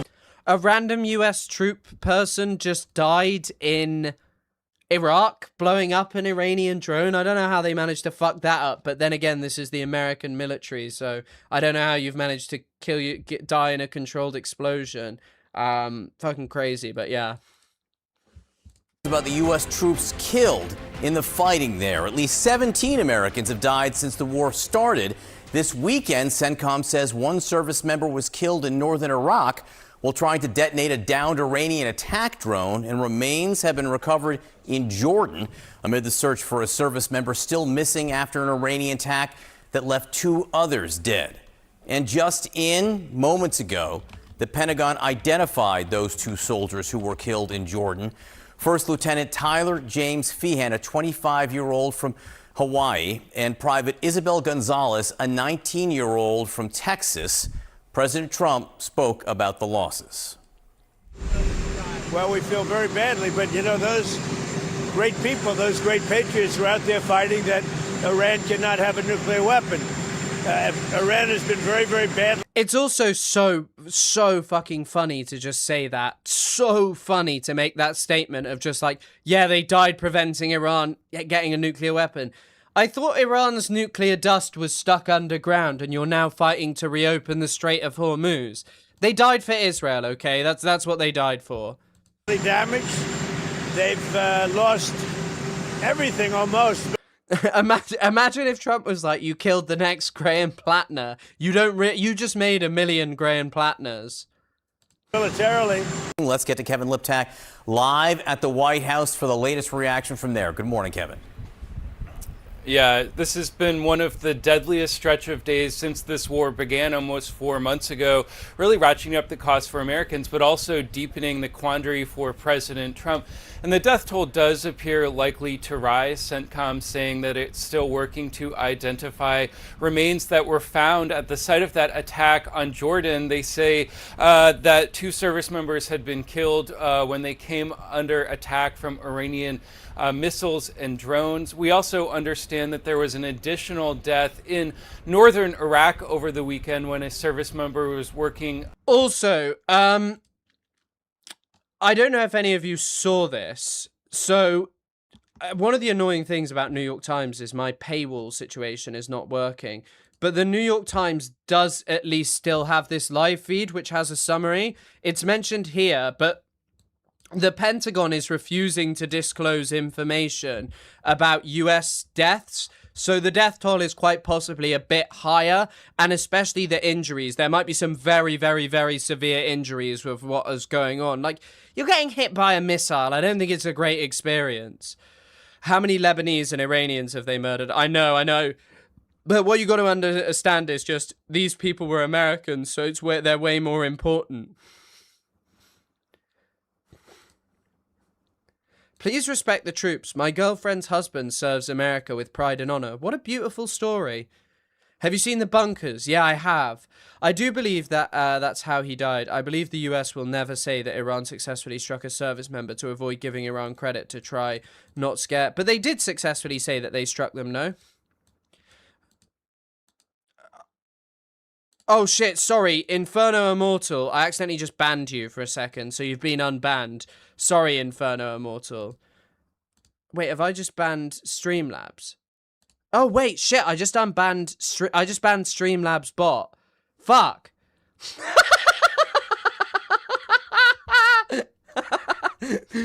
Sorry guys, I've just banned Streamlabs bot and Inferno Immortal by accident.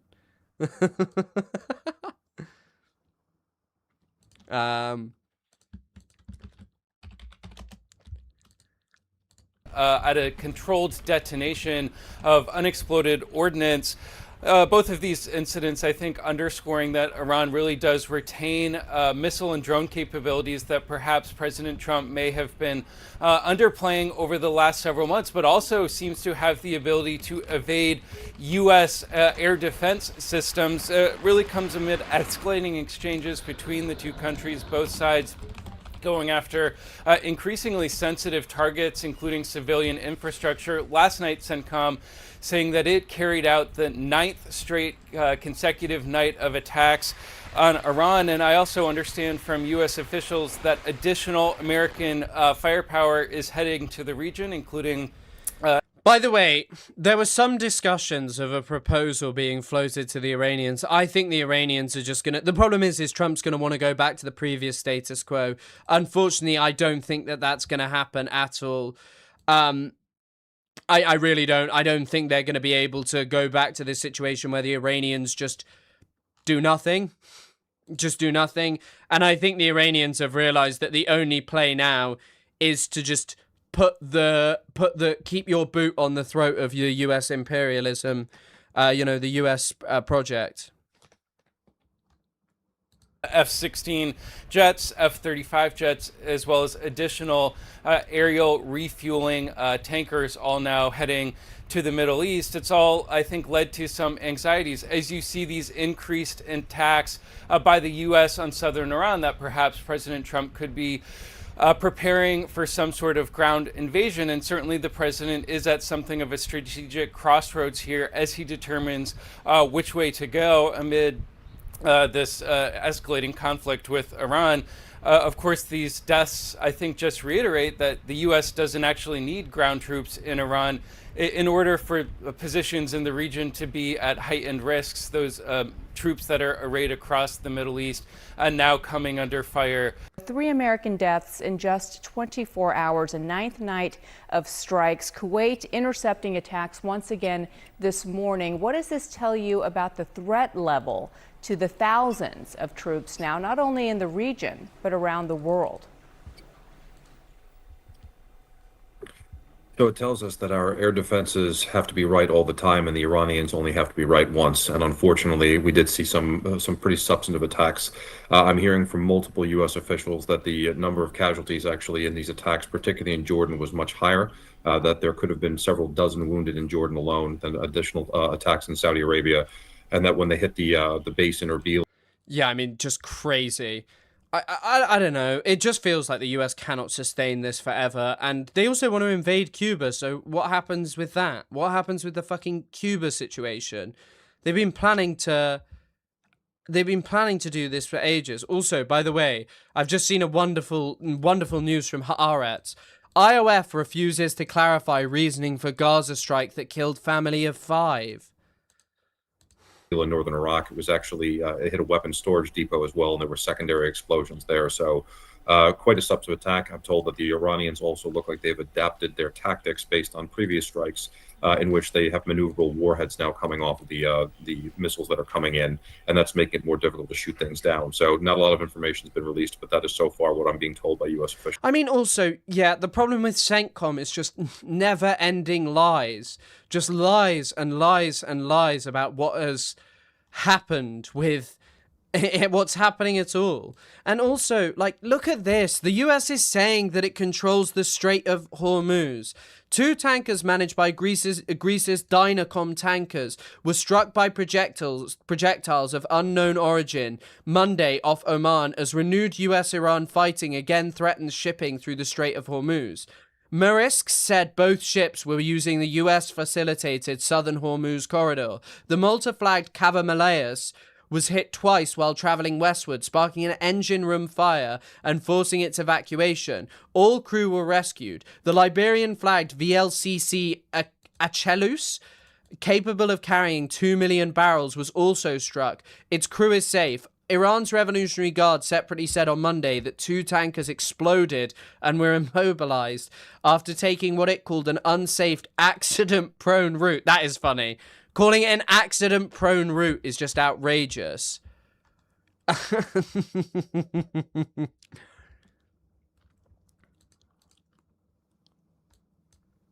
How?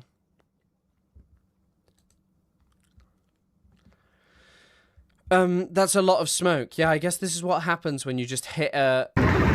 This is the accident. This is what happens when you go into the accident-prone route. Your ship gets hit. Brent was $90 when I went to bed. Now it's 88. How long until it goes? Well, they're jawboning the market today. That's what's going on. They're jawboning the market by claiming that there are talks ongoing. But you have to see. Also, by the way, there are definitely different wings in the Iranian government. Do you honestly think the notion of going into a ceasefire when your opponents have told you, we are using the ceasefire to not only restock oil, but to also gain information about the Iranians is just like actually a good idea? The New York Times also reporting that the number of U.S. troops that have been injured in attacks has not been disclosed over the past few weeks. Jordan, in particular, has been on the receiving end of a number of these strikes. What message is Iran sending by specifically targeting Jordan? So Iran, they've targeted Jordan, and this attack was successful, unfortunately, but they've also attacked many of our other bases in the region. So it's twofold. It's part of their overall strategy that they've launched in response to the U.S. Military action that was launched several months ago, and that is they want to maximize U.S. casualties. They want to ensure that the Gulf states and also Jordan, where we have basing that's being used to launch. By the way, it's pretty evident what the Iranian strategy is, okay? Debasing is the term you might use. I read a really interesting, I don't know who it was by, it was a pretty good Substack. I'd actually recommend that any of you are interested, you could check it out. It is Substack. It's by America Canet. It's called Debasification. They're basically just pushing their way towards the last stronghold of American firepower in the region, which is Jordan, and they're hitting it successfully. The lies that you're told about all of the missiles being insane is just outrageous. By the way, there's a lot of you watching over on Twitch. Any of you who are new who want to throw a prime over that way or become a member, feel free. Put pressure on Washington to end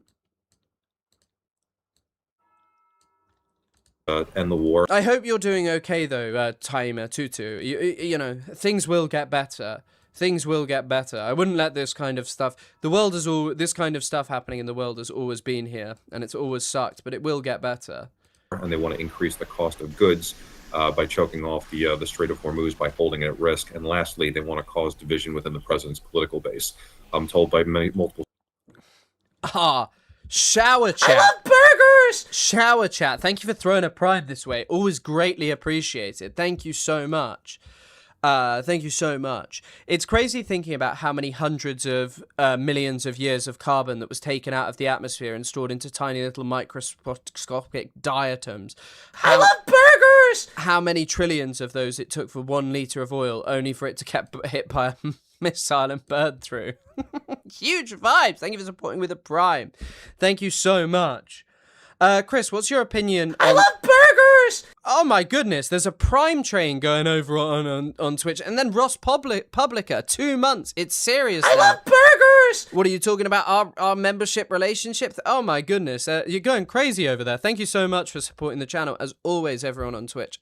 Thank you so much for the incredibly kind primes and membership. But Ross Publica, thank you for 2 months, and Amarian, thank you for the prime. It's always helpful. It helps me continue doing streaming, which I absolutely bloody love. Sources in the region that those and also video making, by the way, we can't discount that. You guys are getting hit with a very long clavicular video, which I started editing. The 4 courses of action Iran is pursuing as part of an asymmetric strategy to get the U.S. to end its military operations. Group chat is back, and we're adding retired Air Force Colonel and CNN military analyst Cedric Layton. Thank you so much for being here. I'm sorry it's under these circumstances, as the death toll of U.S. killed in action is now 17.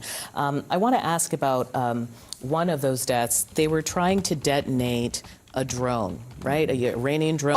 Okay, I will say, I was about to say, I don't want to hear from another American general, but I am pretty interested in hearing from how this could happen. Like, how does this go so wrong? Lands, they're trying to get rid of it, someone dies in the process. And it reminded me of the fact that the U.S. has had to have this whole... Oh, satirical. I think this is about 50p, so don't spend it all in one place. Thank you. I won't. I'll be sure not to. Thank you so much for throwing that my way. Whole system to intercept and deal with drones, an expensive system. How is it handling up under the onslaught from Iran? Yeah, well, this is one of the key questions that CENTCOM and really all military officials in the U.S. have to answer this morning, Audie. And, you know, one of the things to look at here is that the Iranians have some very cheap, very efficient drones in many respects. So, you know, when you look at one of the common ones, the Shahed 136, about $30,000 a pop. And if it's coupled with explosives, then... But, like... Okay, the reason I'm asking this question is, why don't you just shoot it? Like, surely the drone won't be able to survive just being shot, will it? Like, you can just shoot the drone on the floor and it'll blow up, right? Is that not the solution? You've got a whole different set of things to worry about. So when the explosive ordnance disposal technicians look at these weapon systems, they have to go in and they try to defuse them, basically diffusing bombs when they do this. And we know that many of the drones that the Iranians have fuses that go off after the bomb, or after the drone impacts a particular area. So after it impacts, then it goes off again? It can. Is this a sense, is this adaptation? Are we seeing in Iran that has... But, like, what would be the point in diffusing it? Oh, shit, wait. The only reason you'd have to diffuse it is because if it was, like, up in your business, so maybe it was, like, in a... I don't know where it was. I really don't know. I don't get it. I genuinely do not get why you just wouldn't shoot it. Military equipment with those shoulder cannon things that Hezbollah uses, and also competent soldiers. But why not? Why not just shoot it?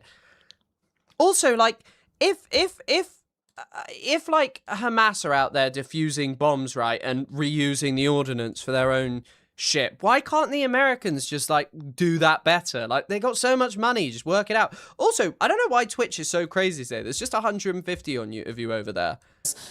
Shout outs as always. Not been obliterated militarily, but has found ways to adapt. Well, they've definitely found ways to adapt, and sometimes there are malfunctions of their equipment as well. So in this case, we're probably talking about a malfunction.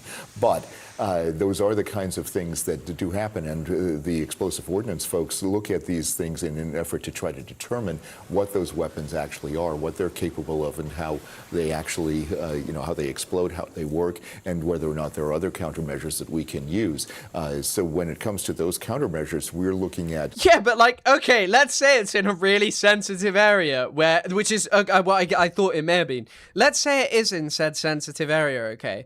What's happened then? They've tried to defuse it and they've just bloody blown themselves up. Must be that would be an embarrassing moment, I'm not gonna lie. Imagine that, like, you've trained all your life to defuse a bomb like that, and then you just, like, the first chance you get, you fail to defuse the Shahid.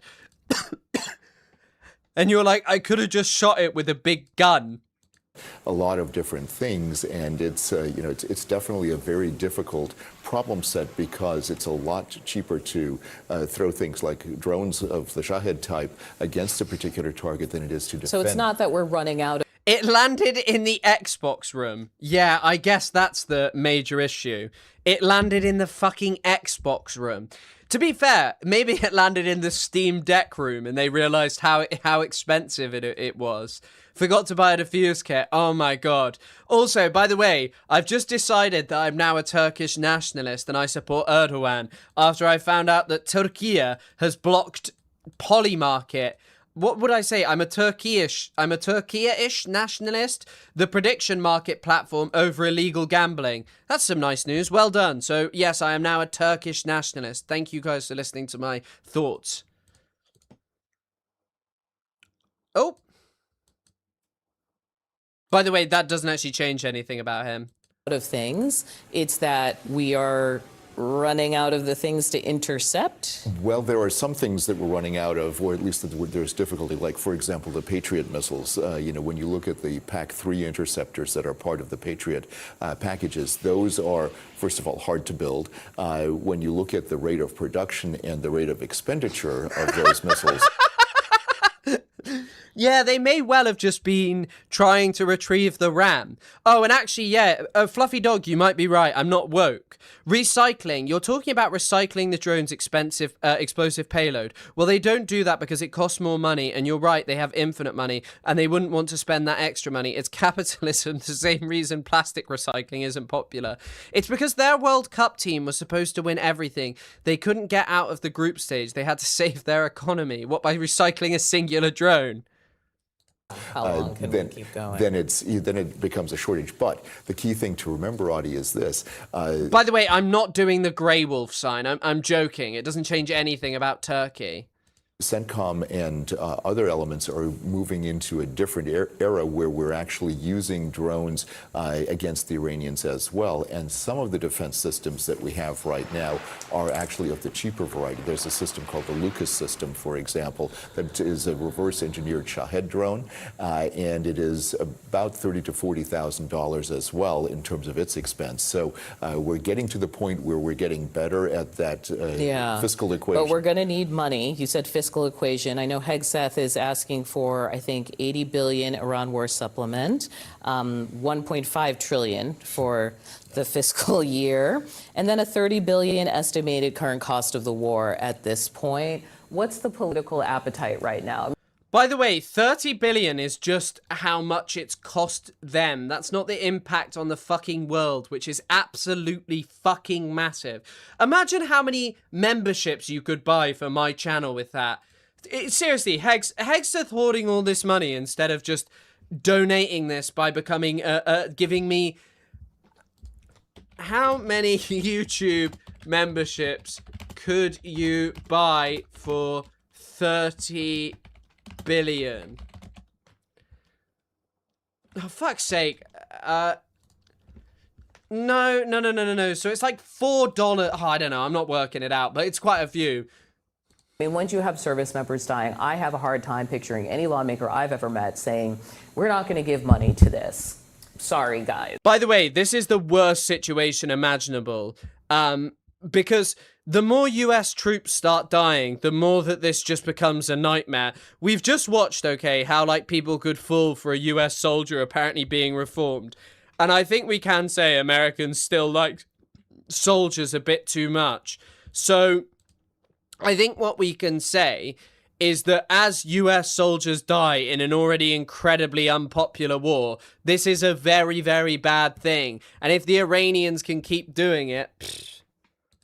The political appetite is such that Republican leaders are using a maneuver that only needs Republican votes to try to push through this. I think in any other circumstance, you would have found some Democrats who are willing to say, well, you know, we may not love this war, but the Pentagon does need the money and the resources.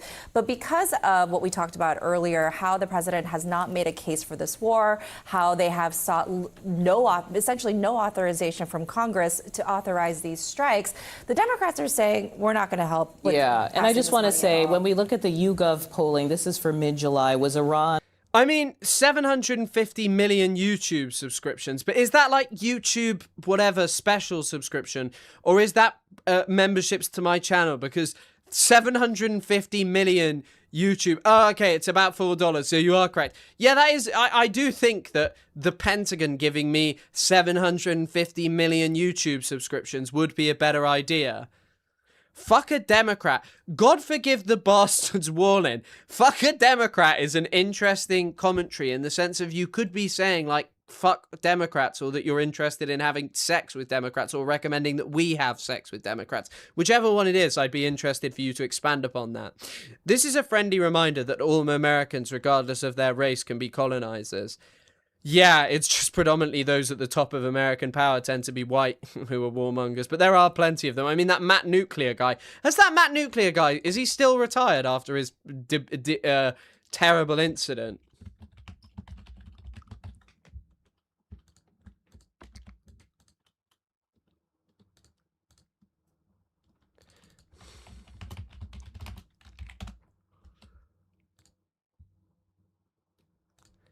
Yeah, he still hasn't streamed in 3 weeks. Fuck. Tough for him. War a wrong decision. So this is people being asked essentially, how do you feel about the president's handling of the war? Democrats, needless to say, 89% not happy.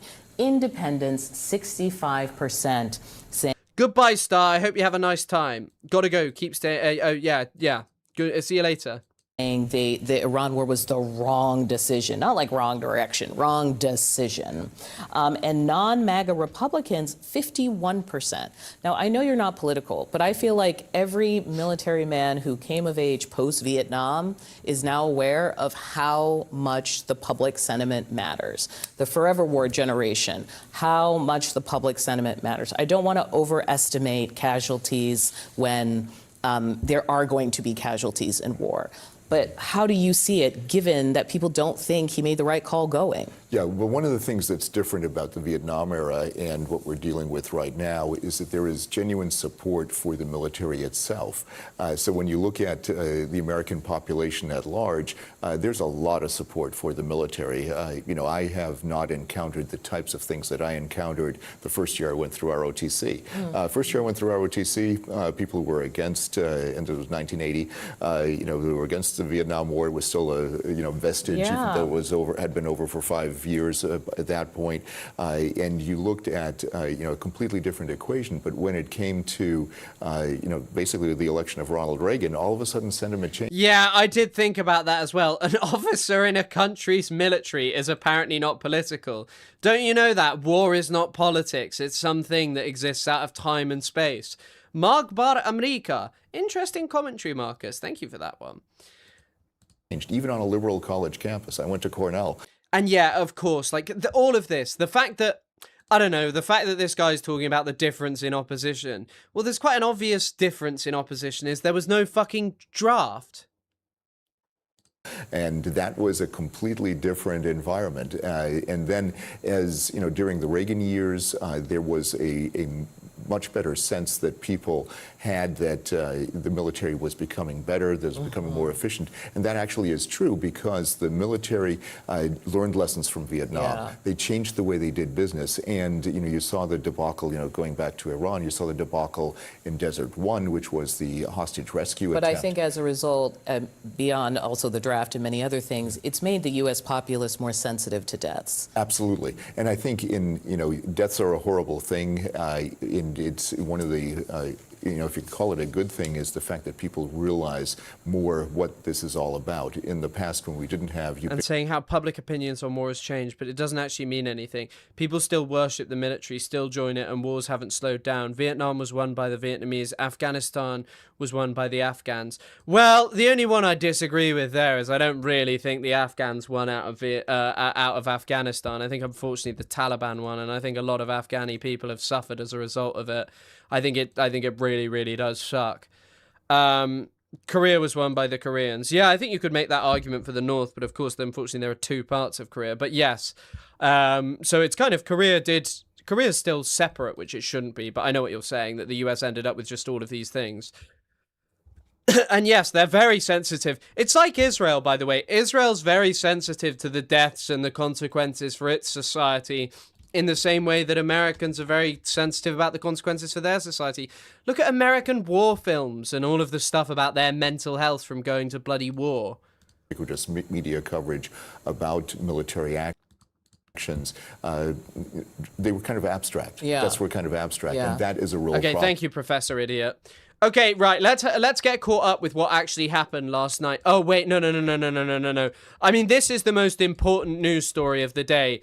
As some of you have seen, the Houthis have declared a maritime blockade of Saudi Arabia. Thus far, they have not closed the Bab el-Mandeb, which I think I read accounts for about 12% of global trade that flows up to the Suez Canal. So that is not fully closed. But the problem is that this will create more problems and will raise the price of oil. Yemen's Ansarullah Houthis have declared a naval blockade against Saudi Arabia, set to take effect immediately. The Iran-backed group says the move is in response to a recent attack on Sana'a airport. A military spokesperson for the Houthis. The first half of Full Metal Jacket is good. The second half is bad. I don't really remember watching it. I watched it about 3 years ago. 3 years ago, maybe 2 years ago. Can you remod Streamlabs? Yeah, I probably can. Can you make it say something and then I'll do it? What did I say? What was I going to say?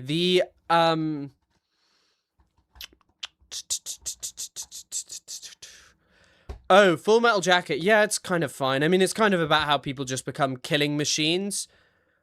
But, I don't know. I guess it's not really sympathetic to US soldiers. First half. Nah, the bit where they actually go to Vietnam just sucks. Houthis made the announcement based on the equation of an eye for an eye. The group also warned that any further escalation by Saudi Arabia would be met with a broader response. في الخروج المليوني العظيم في جمعة التحذير والنفير. The Yemeni Armed Forces announces a ban on maritime navigation for the Saudi enemy. According to the rules of a blockade, the siege will be implemented as soon as we have issued this statement. Our people have the right to respond to a blockade with a blockade and escalation with escalation. Well, in a moment, we'll speak to Zain Basravi in Doha for the Gulf reaction and our chief US correspondent, Alan Fisher, for White House reaction to these developments. But first, let's go to Youssef Mauri in Sana'a. Youssef, talk us through the immediate impact of this Houthi announcement. How effectively can they actually enforce a naval blockade against Saudi Arabia? And what does this mean for Red Sea shipping lanes?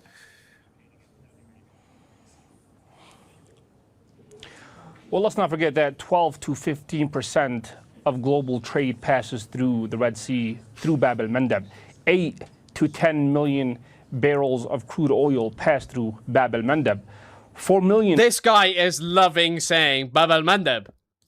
...of those barrels are exported from Saudi Arabia. So it will have a... By the way, if this is true... I mean, the thing is Saudi has basically also worked pretty well. They're exporting over 4 million barrels of oil per day through the other side of the... Through the other side, basically. Through the west of Saudi Arabia to Yanbu, through that pipeline. If this does happen, it will just be... It's just disaster. I mean, all of this is disaster. Hence why I keep saying, like, yeah, holy shit, I am ruling out a ground invasion. I'm telling you anything is happening right now. I'm telling you that the Iranians are going to completely destroy every US base ever to exist, and every US soldier will leave the US because leave the will leave the US will end up leaving the MENA region. Because at this point, I cannot believe they actually went back to war. I cannot believe the US did this. It is genuinely one of the dumbest things imaginable. Tremendous impact on the global economy, not just the Saudi economy, but I mean, I wouldn't say that would mean that I've turned into Bad Empanada. Does Bad Empanada like Erdogan? I assume he does not like Erdogan. Brent is at 87, 85. We're saved. Yeah, the only reason... By the way, the reason that the oil is down is because... they're jawboning it through news that apparently people are talking. Well, apparently the Iranians are considering it. Nvidia's actually up today. Do you hate Turkey? No, not at all. Turkey is fine. I just don't like Erdogan. this is not just a blockade to prevent Saudi oil exporting. It's also going to prevent Saudi imports. Any company or any country that is importing goods, products to Saudi Arabia, that will also be blocked according to this naval blockade on all Saudi navigation. As we've seen in the previous blockade that was imposed by the Ansarullah Houthis on all Israeli shipments, it gradually went from just being a blockade to prevent Israeli imports and exports to the targeting of any shipping company, cargo shipping company that does business with Israel. Which drastically impacted the Israeli economy. In fact, it led to the bankruptcy of two of its main ports, the port of Haifa and the port of Eilat in southern Israel. And this could very well be the formula that Saudi is heading in if negotiations are not successful in Oman. There is currently negotiations taking place between the Ansarullah Houthis and... The market is so fake. Yeah, I think it is just a problem that you can just jawbone it. Like, it just genuinely is. Al Jazeera English won't mention that Yemen is under siege by Saudi forces. Yeah, I mean, that's the argument as well, that they're just like, end the siege. The whole thing that's also quite weird is that it looked like there had been quite a lot of rapprochement between the two, but now, no, nothing. It seems to have gone the exact opposite way and just seems to be escalating. I thought it would just be saber rattling, but it's not saber rattling at all. L plus bankrupt plus Straits still closed. Yep. What can you say? Likelihood of Israel getting involved with Iran. I think if there's a big attack, I really don't think they're going to carry out a massive attack. I don't think they're going to carry out I don't think the Iranians will carry out a massive attack on Israel. Why would you also not wait until... It is actually the perfect situation for the Iranians. You can degrade the forward bases of missile protection for the Israelis, which are the Gulf states, and then you can hit Israel afterwards, which might just be their goal or their plan. Wait, did he pronounce Saudi? Saudi. It's government-backed, unlike the Israeli ports. Chris, I'll just tell you straight up, the Jeddah port will never get... I don't think it's a case of these things going bankrupt, by the way. I think it's a problem for the global oil economy if oil is not going out. The new Ayatollah, and that my flatmate was dumped by her boyfriend. Those two things stand on the same level. The US bombing the new Ayatollah and that that your flatmate was dumped by her new BF. I mean, that's what happens when the Saudis, I'm going to say it as Saudi every time now, enforce their blockade. I think it would have been fine if the Saudis let the plane through to Yemen, but then that makes the Saudis look weak. Yeah, and it was the official Yemeni government is basically, their claim is that they're worried about smuggling routes of weapons to Yemen, I think is their argument, but it's not a very strong and convincing argument to me. Saudi officials in Oman, if that will bear any fruit, we have to wait and see. But until there's some kind of compromise from either side, this blockade is only going to drastically increase tensions between Yemen and Saudi Arabia. And Youssef, this escalation breaks a period of calm somewhat. I mean, can you give our viewers some context on how this came about? Specifically, how much of this is driven by the Houthis' alignment with Iran, as, of course, tensions continue to boil over with the US?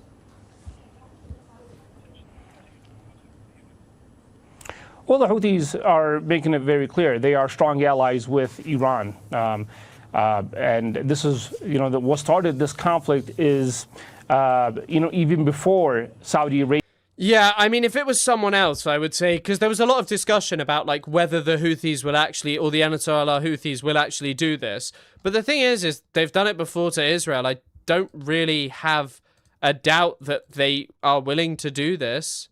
Arabia targeted Sana'a International Airport. Let's not forget, Saudi Arabia has been imposing a blockade on Sana'a International Airport since 2015, since the Ansarullah Houthi takeover of the Yemeni capital, whereby they toppled the internationally recognized Yemeni government backed by... But I mean, the thing is, by the way, I guess I was saying, oh, it's not really a full blockade of the...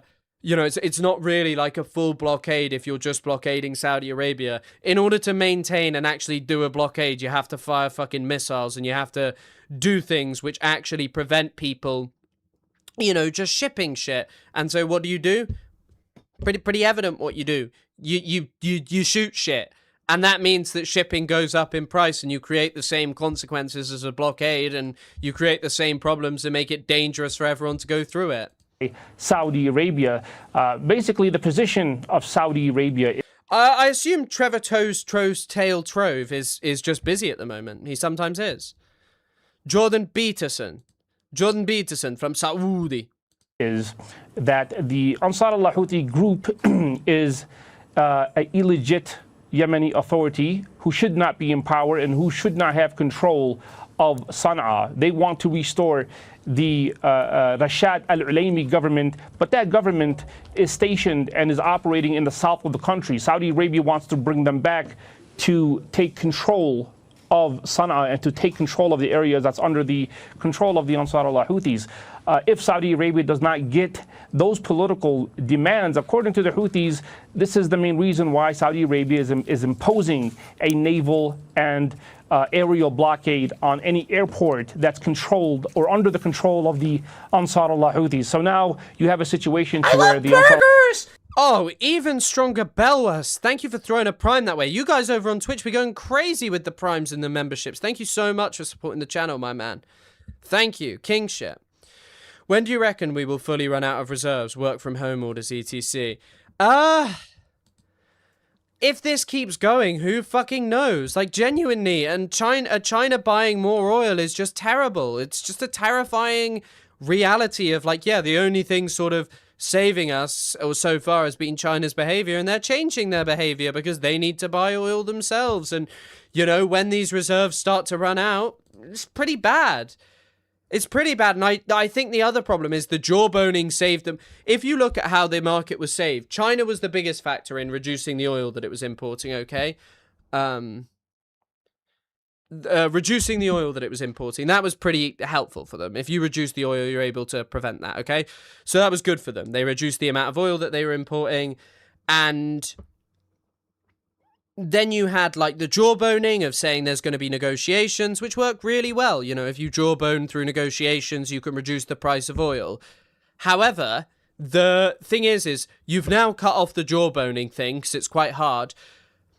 I love burgers! China is also buying oil again.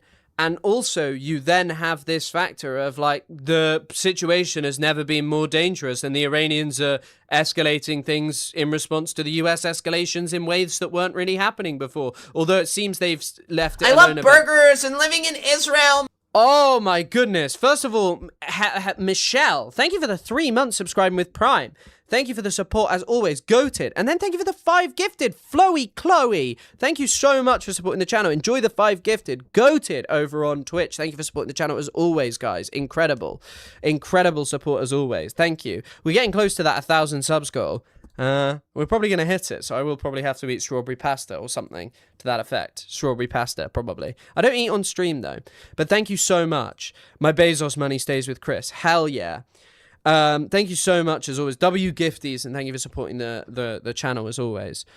China's going to start drilling the Tarim Basin, just in case. I have no idea. I don't know about the Tarim Basin, but... Take a shot every time Chris says jawbone. What can I say? I just love the word jawboning the market. Smaller economies are completely fucked. I'm terrified for my family in the global south, especially fertilizer, but they also don't have any reserves to speak of. Yeah, and by the way, the major issue also is what happens when there's no the reality is oil won't really ever fully disappear from the market, but what will happen is oil will become way more expensive. And who do you think gets the oil? Rich countries with huge dollar reserves. In fact, most of Europe could just be priced out by the, by China. Like, most European countries could be priced out by China if worst came to worst. Although, yeah, it's kind of hard. But the other thing is you just can't really replace these places. Like, you can't just replace them. That's not a thing. You can't just, like, magically replace them. Be no different regarding Iran. This isn't because of Epstein. I thought you were saying that she would have been no difference regarding Epstein. And I was like, yeah. Hire bodyguards when you go out. First of all, I don't think I have anywhere near the capital to be hiring bodyguards when I go out. That's why we need the 3 trillion for my safety. But the other thing is I don't need bodyguards. I'm fine. Like, yeah, Houthis who have hypersonic missiles, who have ballistic missiles, and who have drones, and who have targeted Saudi Arabia in previous rounds of conflict, basically saying that we're going to target Saudi airports just like they target Yemeni airports, and we're also going to impose a naval blockade against all Saudi navigation, just as they are imposing a blockade on Yemen. Yusuf, many thanks for all of that context. Yusuf Maori there in Sana'a. Like this, by the way, the whole thing that we respect, this is why I think the Iran war is currently at the most insane part, even though technically the Memorandum of Misunderstanding is still in place. The Memorandum of Misunderstanding is still technically in place, okay? But the major thing is with this whole Memorandum of Misunderstanding, okay, is like right now, do you remember how much discussion there was about the Houthis, the Ansar Allah Houthis actually joining, and then they didn't join. The Houthis didn't join. The Houthis have joined, not necessarily fully for Iran, but in a way that's actually incredibly detrimental, that didn't even have to come at Iran's demand. You know what? If people are talking about 5D chess or some bullshit, maybe the Iranians intentionally threw a plate, flew a plane, they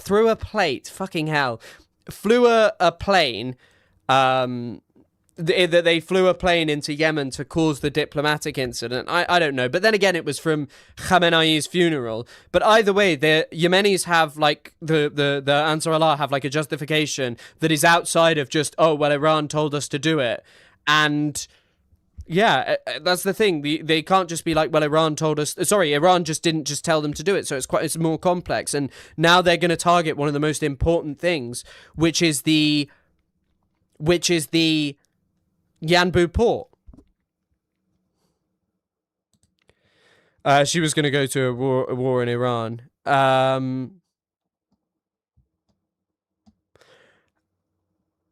She wouldn't have started a war with Iran, but she'd endorsed the invasion of Lebanon.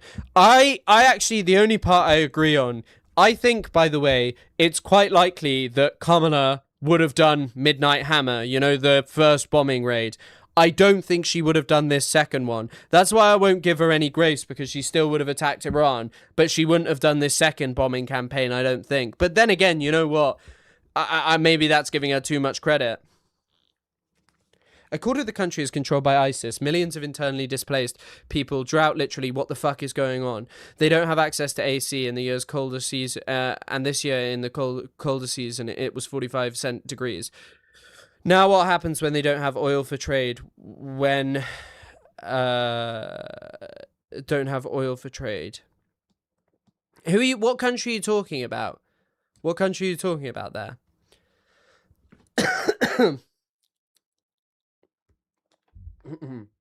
Be able to manufacture consent better. Yeah, I don't know.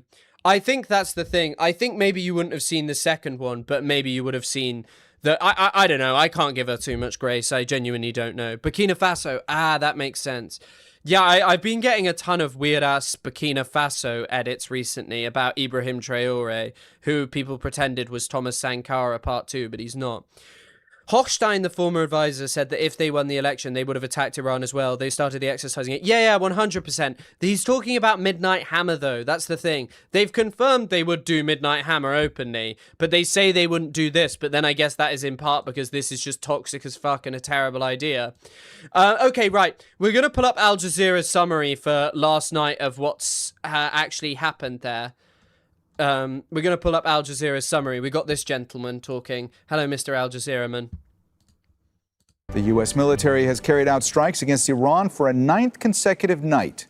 Explosions have been reported across the country as Washington vows to punish. It is so interesting how this kind of proves the futility or the bizarre nature of the concept of war.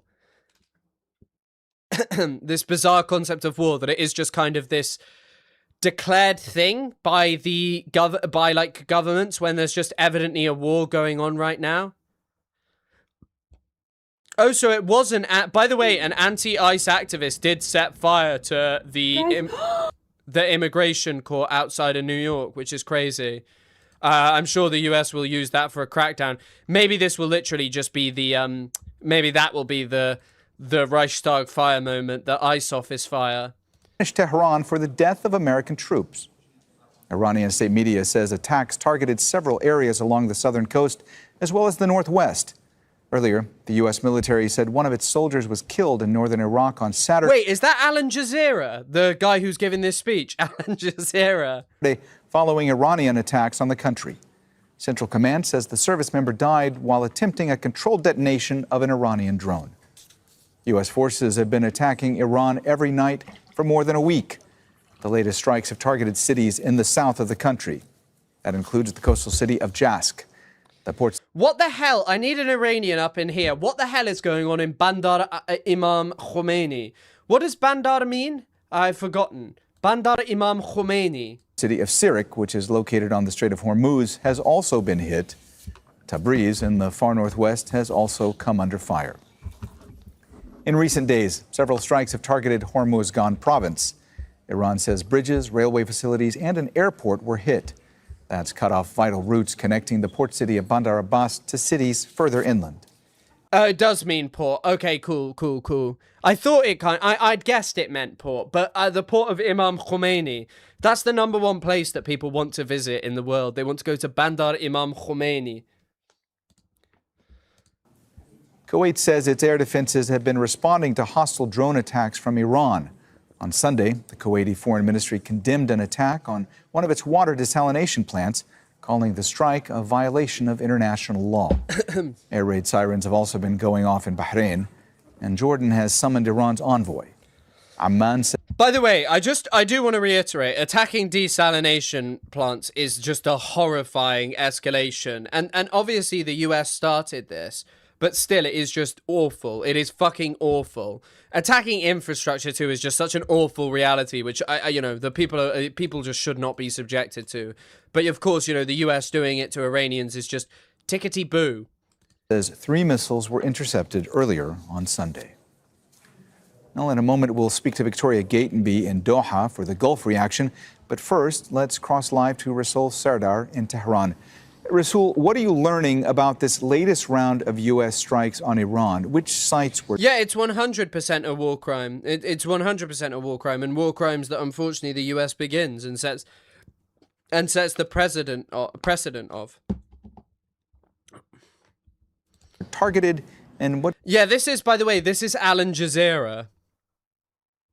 What's the extent of the damage that's been reported so far? Well, it was, Mohammed, a very intense night, but... And I do think, by the way, I think that is true. These Gulf states got turned into US bases by rulers who kind of just accepted it.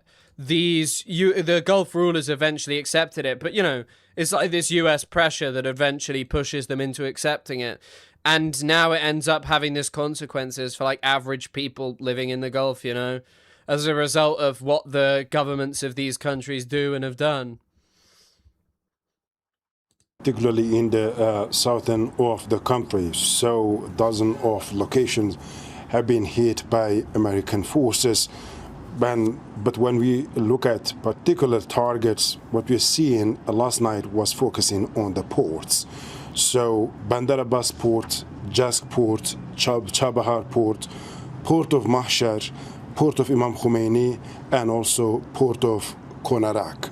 So starting from Khuzestan all the way down to Hormuzgan, Bushehr, and Sistan, Balochistan. Wasn't so much pressure as US dollars. Yeah, true. US dollars. I think it is also like pressure to participate in the financial system. Oh my... By the way, as well, I don't know if any of you have noticed.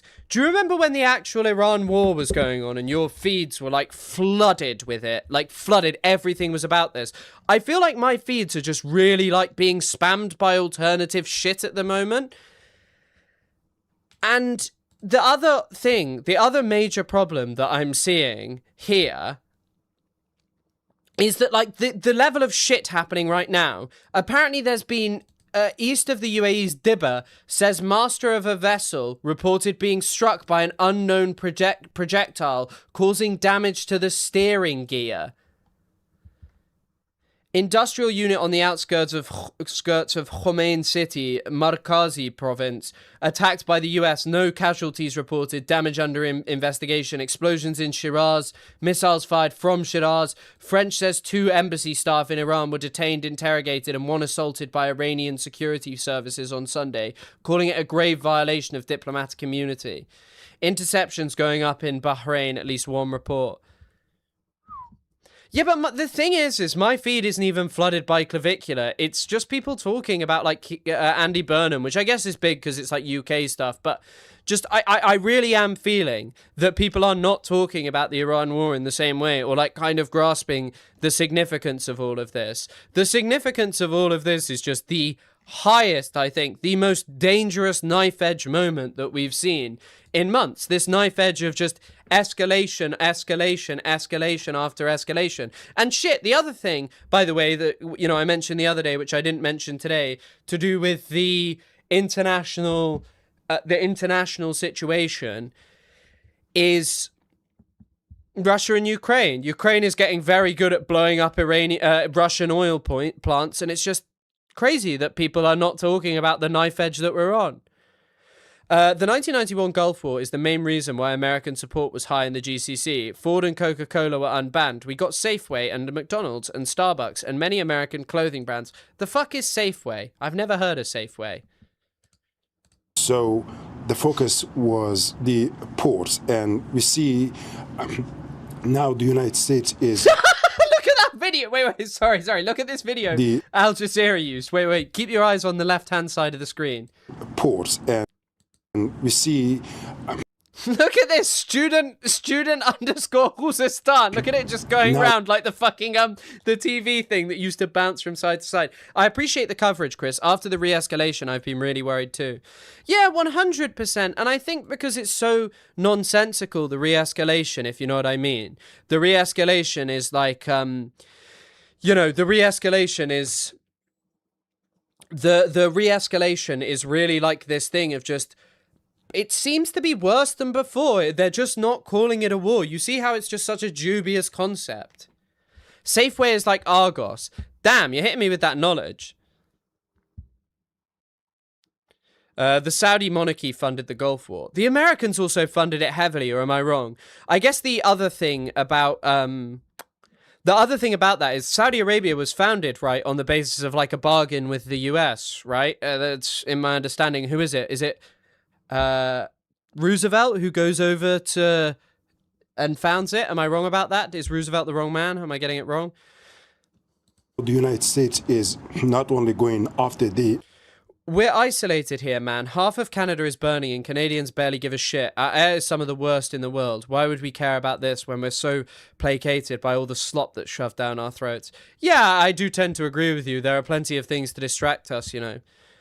Plenty of things to distract us. But the only thing I have to say about that is people were really interested in that not long ago. In like a few weeks ago, a few months ago. And now everyone seems to have just be losing interest, even though this is just so serious. Military targets, but systemically targeting the civilian infrastructure and the economic infrastructure. Just remember, more than 80% of Iran's import and exports happen through the Strait of Hormuz or through these ports that they have just named, have just mentioned. And Jordan, it wouldn't be, in my guess, about invading so much as they would be maybe armed factions, and then the US would claim they are imperializing. I think the problem is, by the way, the US, even Obama historically claimed this, it's not true. So there are a group in Bahrain called the Shirazis, Bahrain.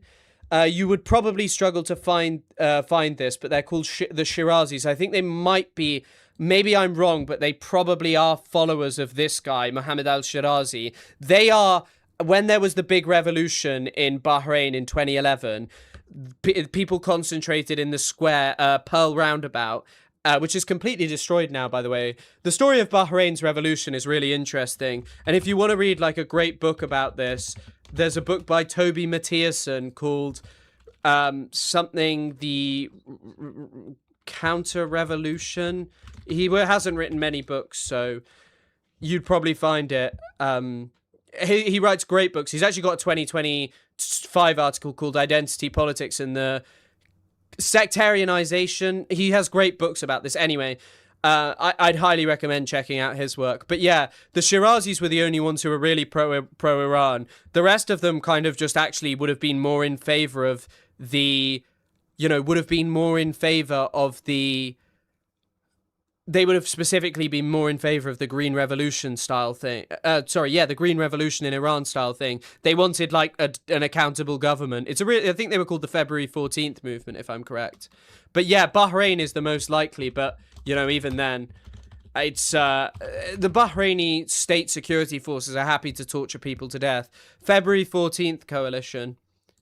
There are also, by the way, the sectarian divisions are basically that Shias are just more willing to protest because they're more persecuted. And so it seems that these attacks are aiming not only to degrade IRGC or the Iranian army in the region, but also to cripple Iran economically. These are Iran's economic lifelines, and constantly these ports are being attacked. And also there is a new element. So Tabriz and Urumiyeh, these are the... No, it did used to be majority Shia. The Bahraini government is actually engaged in demographic engineering by bringing over Southeast Asian Sunni Muslims. That's genuinely true. It's like a governmental policy. And yes, there is the bullshit thing of the green light was given to Saddam, right? By, I can't remember who it was. It's a lady in the State Department, if I remember correctly. But yeah, also, by the way, the Iran-Iraq war is actually what sows the seeds of the Gulf War, because the Kuwaitis and the Saudis, I believe, basically financed it, and Saddam got in huge debt and then decided to do it. Northwestern cities of the country. Tabriz particularly is one of the largest cities in Iran. So regarding what specifically have been targeted, the Americans are saying these are the military targets. So far we do not have much of the details, but perhaps in the coming hours we will hear more statements from the Iranian officials. All right, Rasul, just stand by for us for a couple of minutes, if you will, because I want to bring in Victoria Gatenby. She's live for us here in the Qatari capital, Doha. Victoria, Iran continues to launch strikes against its neighbors in the Gulf. Just bring us up to speed on where things stand in the region at this hour. Well, attacks are ongoing right across the region, but particularly in Kuwait over the last couple of hours. The IRGC has said that they have attacked the Ali al... I did hear, I've heard this, I think it was, oh my God, Abdul Razak Takriti said this, that he genuinely believes that you could have got Saddam out of Kuwait with negotiations, and that was probably the better path forward than what happened. Incubator clip. It's a good reminder of how far the US is willing to do. Yeah, I mean, the only reason that I guess it's not even worth showing is because we all saw this. We all saw the US government claim that 40,000 people died in Iran. No doubt the Iranian government killed a huge amount of, like a sizable amount of protests, but there's no way it's 40, 50,000, but yet they just still repeat it. Salam Air Base, that is 55 kilometers west of Kuwait City, the capital, quite close to the border with Iraq. Before this conflict began, it used to host quite a lot of US Marines and US Air Force personnel. We haven't had confirmation by Kuwait that that base has been attacked, but its army says it has been intercepting over the course of the last hour or so several drone attacks. And earlier, the IRGC claimed to have targeted US military assets, including a large ammunition depot and also a radar. I mean, also Saddam invaded another country, so I really don't think it was Kuwait who was necessarily in the wrong. What's his claim? That they were like stealing oil from underground oil field, or like siphoning oil, right? That's his claim. Defense system. Now, elsewhere in the region, in Bahrain, sirens have also been sounding this morning. The US Embassy warning citizens in that country that Iran possibly... I like how they've got the Brent crude price up here with some dumbass graphic that says $90.50 for Brent crude and then a clip art of a barrel. May target the capital, Manama, and it's been asking its... The intel for the weapons, I've not actually read it. I'm not like a big expert in the the Iraq wars. It's never really been an area of focus, which is something that I should change. The Iran-Iraq war is actually something that I've read and learnt about more recently. Citizens to take extra precautions there.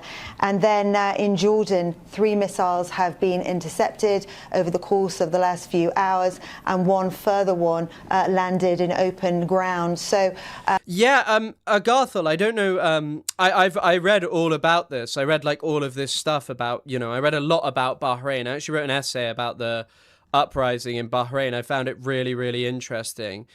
And the other thing that I remember is I actually think that Sunni South Asian Muslims who barely ever interact with the Shia population are propagandized against them. And during the uprising, I think there were like groups of these Sunni Muslims that were sent out with like weapons to go and attack protesters, if I remember correctly. A number of countries being targeted, particularly Jordan, Kuwait and Bahrain once again. And Victoria, we know that Kuwait condemned... Anna, congratulations on getting 90 on your physics test. Can you...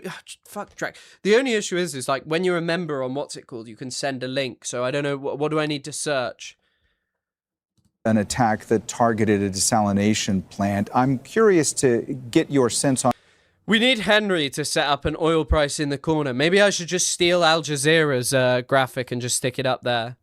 What the level of concern is here in the Gulf when it comes to the possibility that critical infrastructure sites like water desalination plants and energy facilities might continue to be targeted. What would that mean going forward, and how worried are the governments in these countries? I think it's fair to say there is a great deal of concern throughout the GCC. That targeted attack on Kuwait's power and water desalination plant has caused a great deal of concern, and it's having a big impact in Kuwait. The Ministry of Electricity there saying that they want people to try and conserve as much electricity as they can, particularly between the hours of 11 a.m. and 5 p.m. Something that's difficult to do. We are in the height of summer, and this region as a whole relies on air conditioning. Really? I was seeing the attacks the other way around. Yes. The other way around. No, it was the government. It was the government in collaboration cracking down on a Bahraini uprising of people wanting democracy to not deal with a dictatorial regime.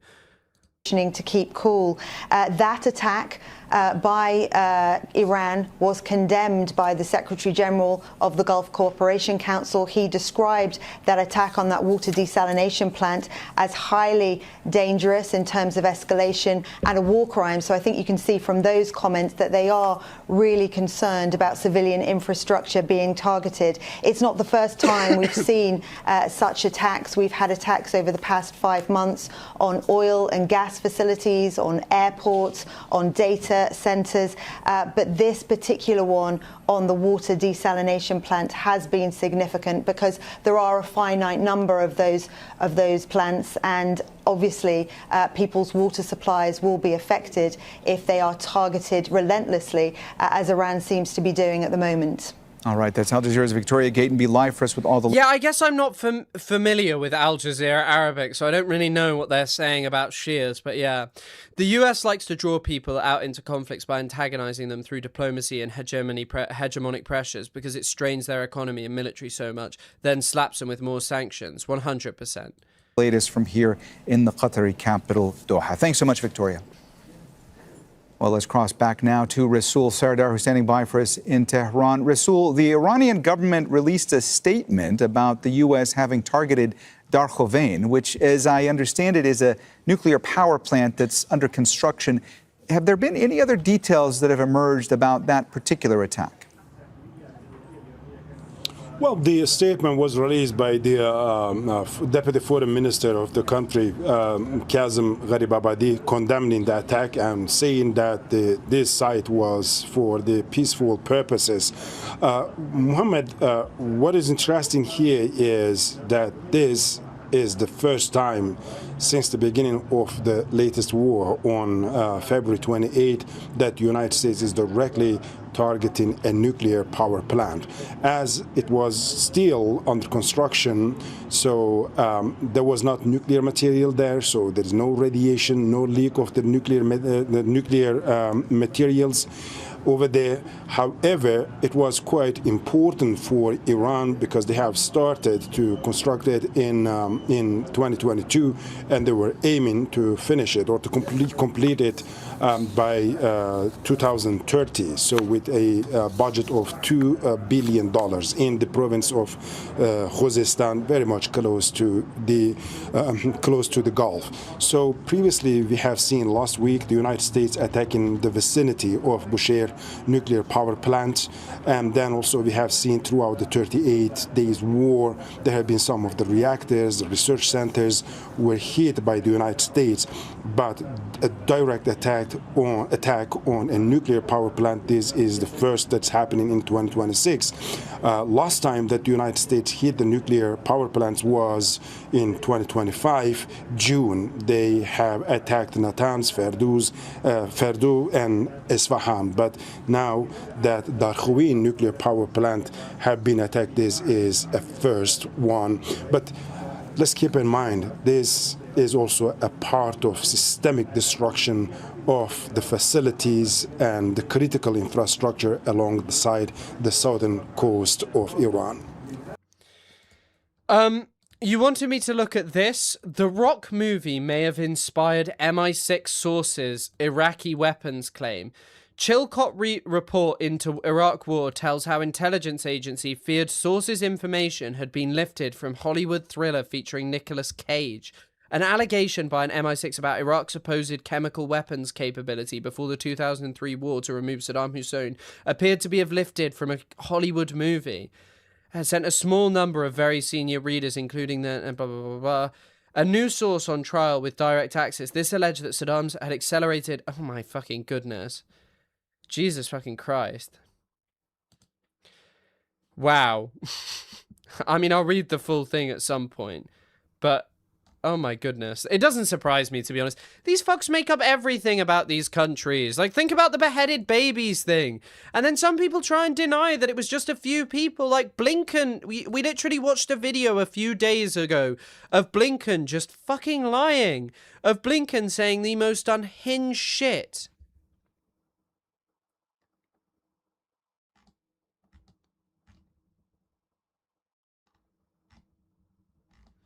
Of Blinken saying, yeah, like a whole family was cut up by Palestinians that never happened. It just never, ever, ever happened. Also, by the way, one might also think the reason for the escalation between Yemen is the situation for like average Yemeni people in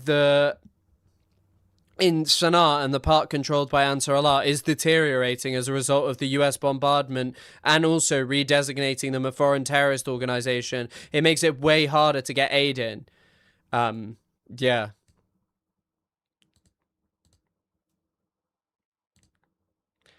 I don't know. I'm just looking through mentions, seeing if anything's happened recently. I'll see if Clash Report's on any business, because Clash Report's...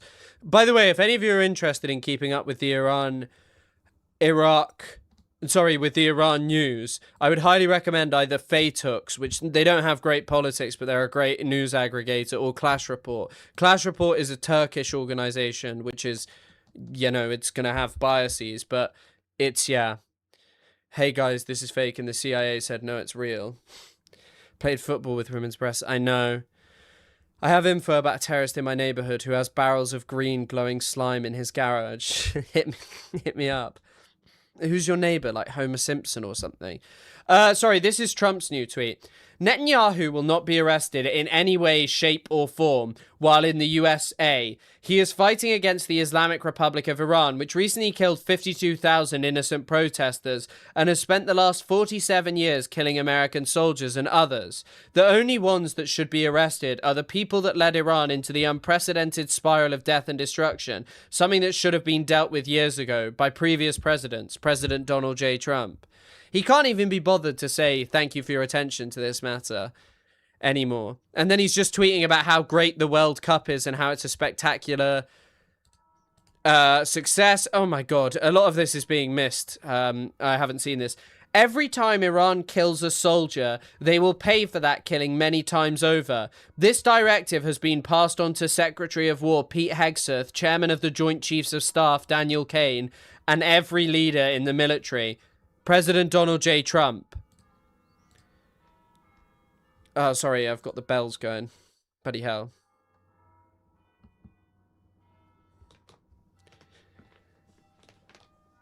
Ugh.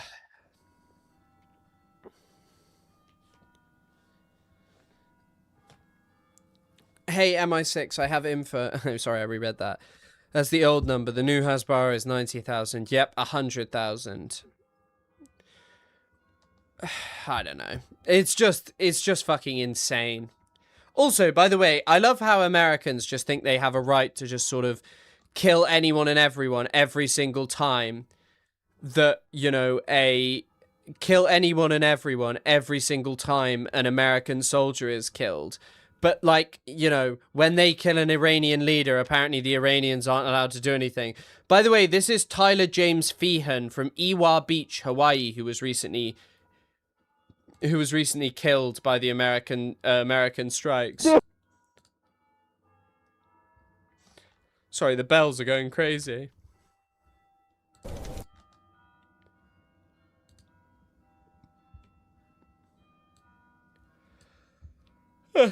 Hold on. I'm just checking if there's any new updates.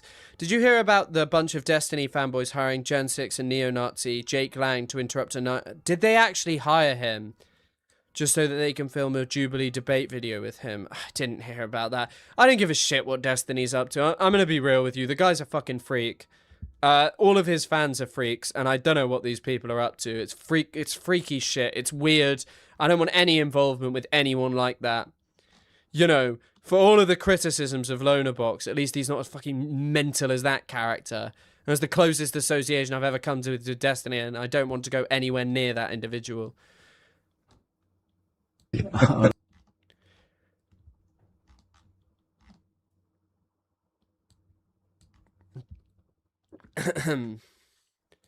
Yeah, I did see those photos of him in a suit. He looked crazy.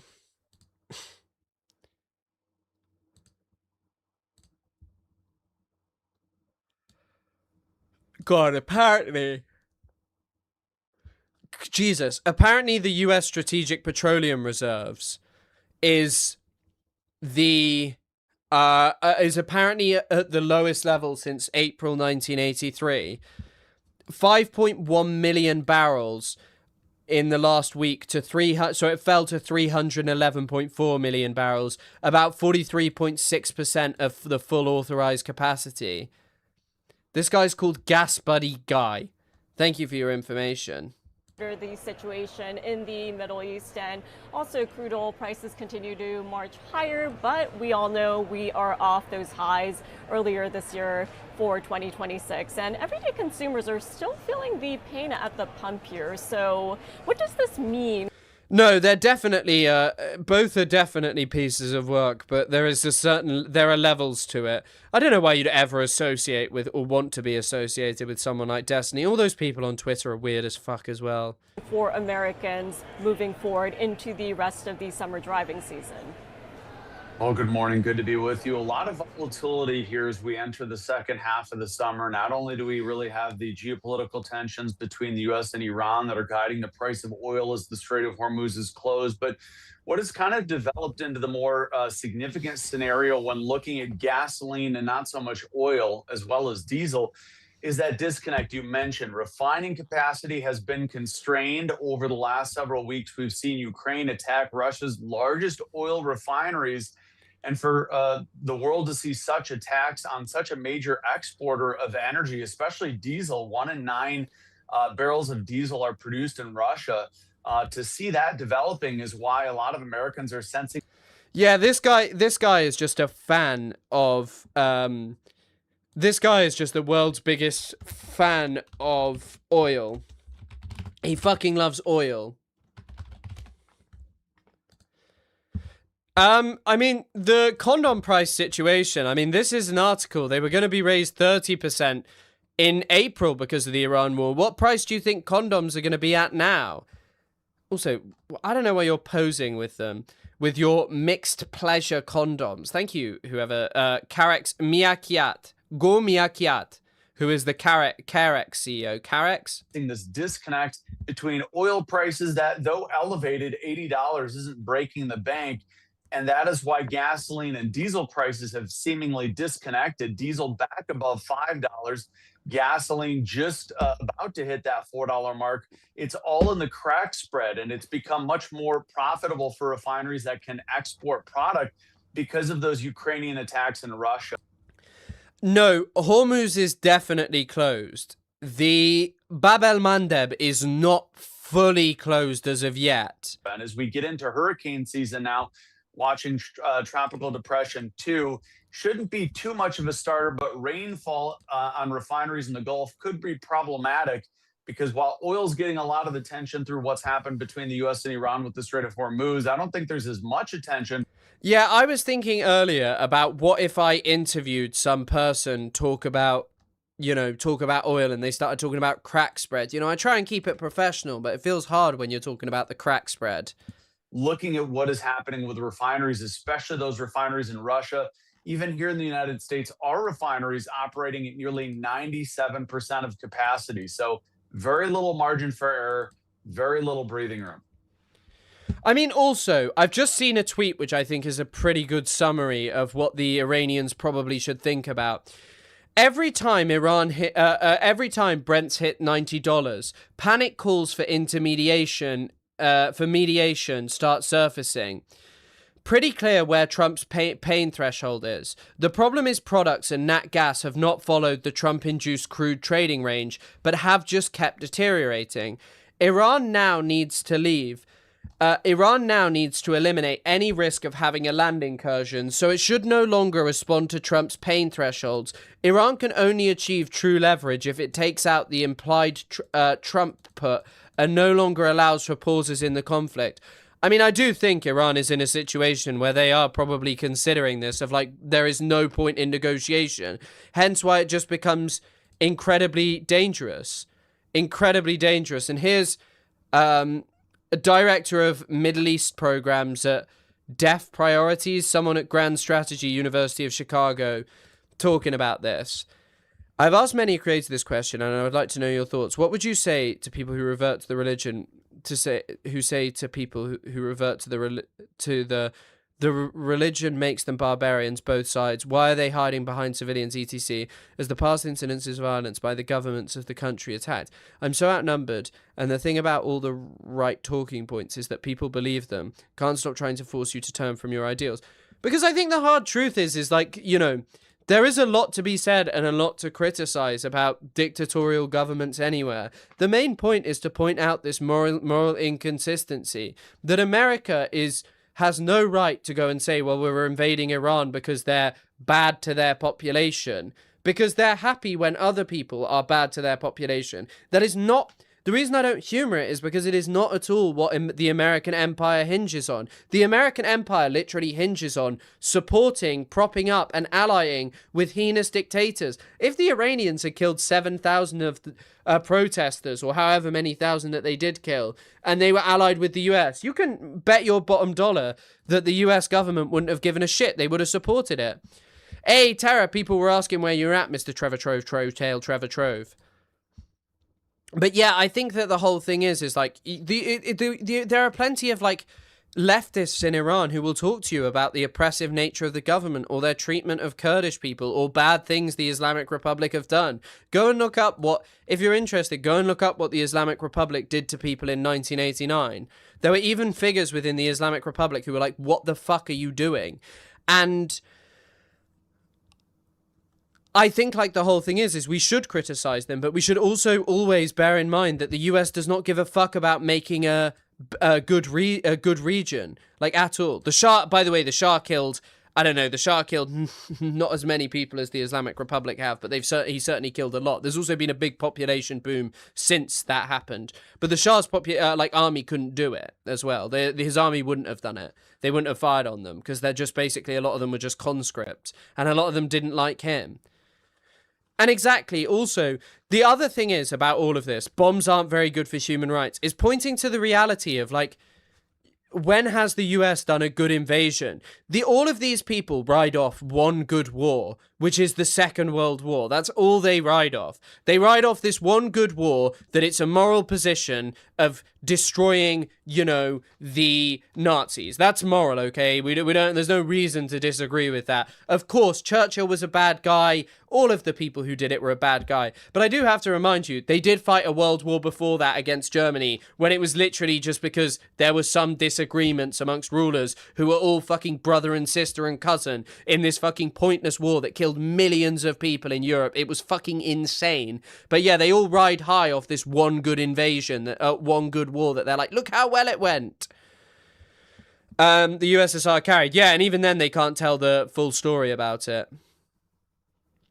We don't know how many people the Savat killed. Yeah, I think there are estimates of the actual revolution. The revolutionaries inflated it a lot, but it was still, you know, it was still like a few hundred people, but it was like inflated to thousands at the time. I think there are people who've done studies of this, but it's certainly a sizable number. And I think that the whole thing is like, the Shah was advised by people to carry on the killing, and people act as if Carter was responsible for the revolution. The Americans had a general in Iran that they thought might be able to control the direction of the revolution in Iran, but they didn't manage to. Let's be real. World War I could have been avoided with a good family therapist. That's what I'm saying. That's what I'm saying. Should have kept Mossadegh. Yeah, I mean... Also, by the way, the Shah's lack of legitimacy, this is Ervand Abrahamian's major argument. Basically, the reason that the Shah had no legitimacy was in part because he was never able to do away with the fact that his power came from having the most popular leader deposed by foreign governments. He himself didn't even fucking do that. He had to get the Americans and the British to do it for them.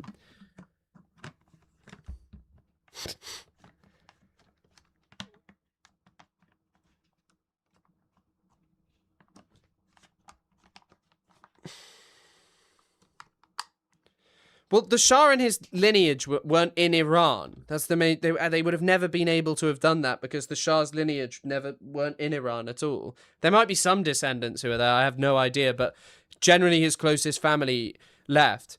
Can you elaborate on why Churchill was bad? Yeah, I mean, there are people who've made very long videos. By the way, if you want someone who's made an incredibly detailed video essay about this, I'd recommend Bad Empanada has a great video essay on the Bengal famine. It's actually fantastic. It's very old now, though. I remember watching that years ago. It's great.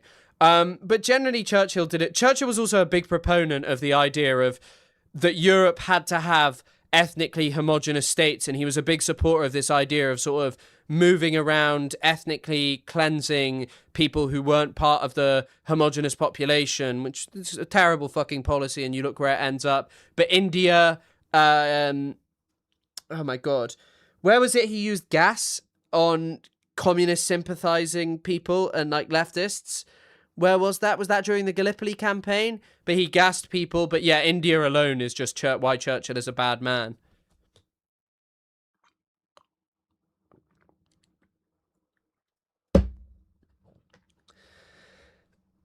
Operating systems work. See you soon, Tebabab. Tebabeba. I failed to realize that. Okay, right. Too long didn't read. What matters isn't just the lost oil exports from Yanbu, but also lost Saudi and GCC grain imports through the Red Sea. Basically, Iran and the Houthis are threatening the Saudi economy with exactly the sort of broad-based economic warfare the US is subjecting Iran to through its blockade. I think this is also the thing to say of like, you know, how the Iranians reflecting the US's own strategy back on them is just something that is just not allowed to be done. You know, the US is allowed to just cause so many issues for people, but no. If you, God forbid, someone does that. There are 5 major Saudi ports in the Red Sea. From north to south, they are Duba, Yanbu, King Abdullah, Jeddah, and Jazan. Southern ports are most exposed to Houthi attack. Yanbu sends 4.5 million into global oil markets. If Houthi attacks shut down operations for a meaningful span, they're obviously a big blow to markets. But since the Iran war shut down Hormuz, Saudi's Red Sea coast has become ever more crucial for dry goods imports like wheat, rice, consumer goods, etc., flowing not just to Saudi but other Gulf market countries too.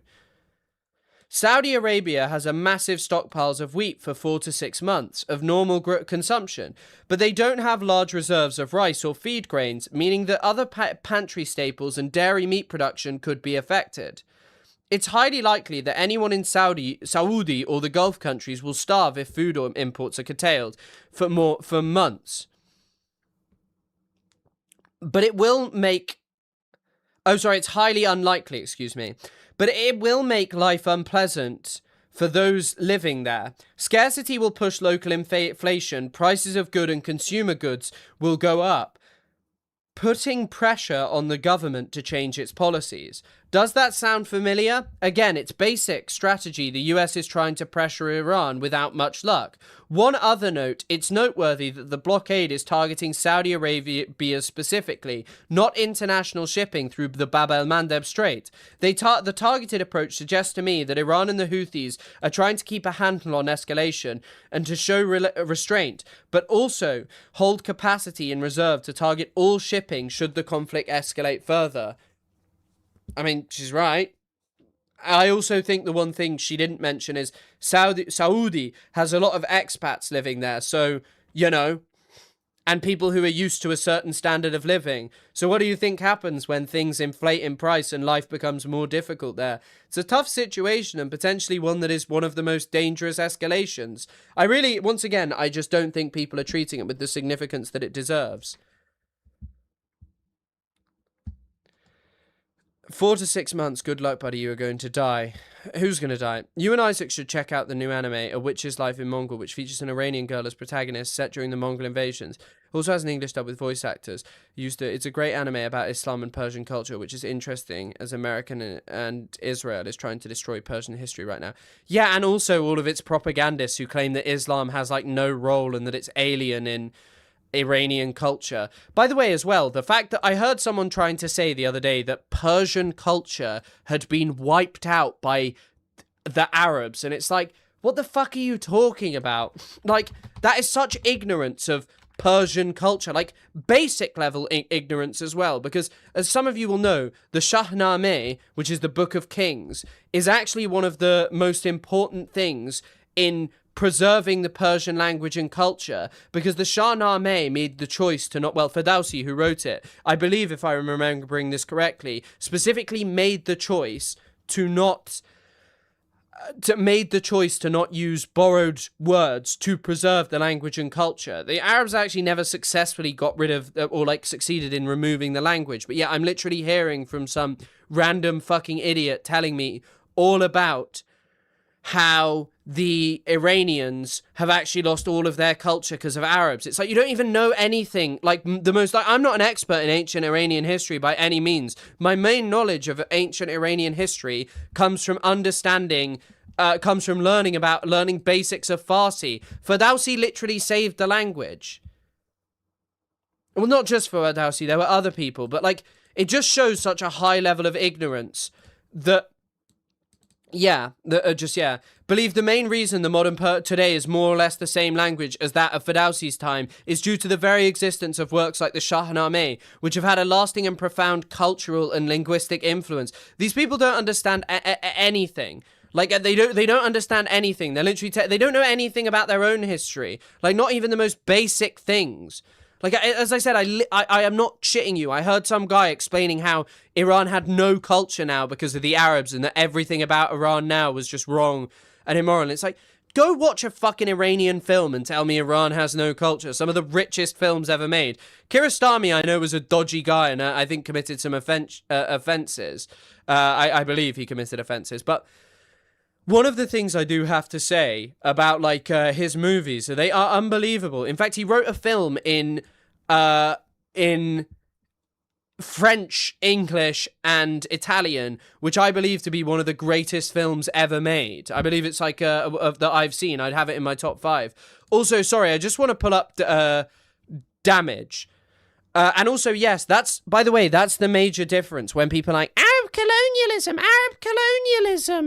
The thing that they're not appreciating is there is this backflow. Like, if you look at European culture and European colonialism that happened much later, people in the colonies did not make any major contribution to European culture until way later. Now, actually, they're making humongous contributions, especially linguistically in places like France, you know, that, like, term wesh wesh that they all use. And so much else of, like, French, and in English, you know, how dominant, like, Jamaican linguistic culture that's kind of filtered through rap music and like London and I guess it's wider Caribbean, but and generally like actually, you know what, like you can even say now like Islamic culture that's happening, like the way that people start saying inshallah, habibi and stuff like that. You know, all of that stuff is all of that stuff is happening now, but that didn't happen years ago. Like that didn't happen. Whereas some of the key figures in early Islam are just not Arabs. And by the way, my friend always tells me this. I don't remember it because I was just fucking around in first year, but I got shit mark in first year of university. But anyway, my friend told me, he actually said that one of our lecturers made this specific point of saying that a lot of the time during the Islamic conquest, they were actually totally happy with people not converting to Islam because they would levy taxes against them.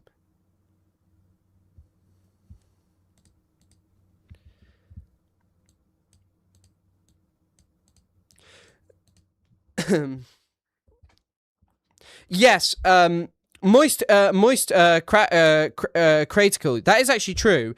You are completely. James Joyce's contribution is just incredible. You are correct about that. Even then, I would say that that's a certified copy, not perfect copy. Even then, I would say that I guess that's a difference between who is making said contribution. I don't think the best-selling Caribbean author is until Edgar Mittelholzer, until much later on. Yeah, also, Khamenei is a... Oh my god, what? Ali Khamenei's background is... Where is he from? Azeri? Is he Azeri?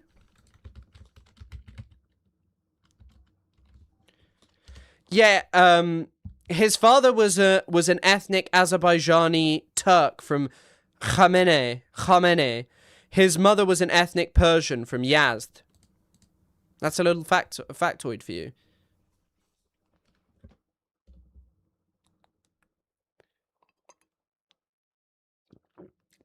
I mean, also, by the way, forced conversion of people can make them lose big parts of their culture. I guess like one of those best examples would be indigenous peoples in the Americas, right? Like forcing them to convert and not allowing them to practice their religion that is so heavily tied up with like spirituality in relation to the land. לא אוהבים את בן גביר.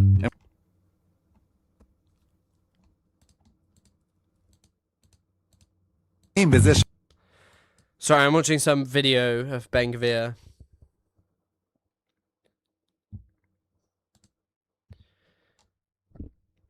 No, Khomeini was was Indian. That was what they claimed about Khomeini.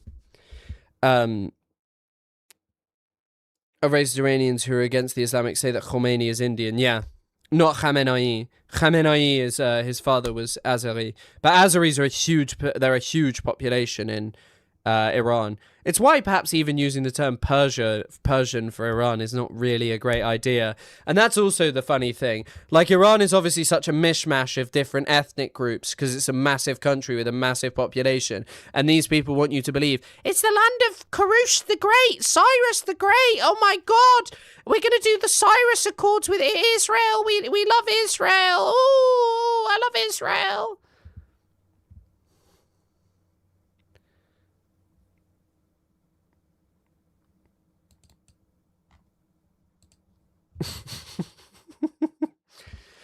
Sorry, right. Iranian missiles on inertial guidance. So this is, quite a few OS missile experts from 2024 to mid-2026. That's just some statistical coincidence. Iranian missiles on inertial guidance can't hit point targets at 1,000 kilometer ranges. This is, by the way, look at a US base there in fucking Jordan.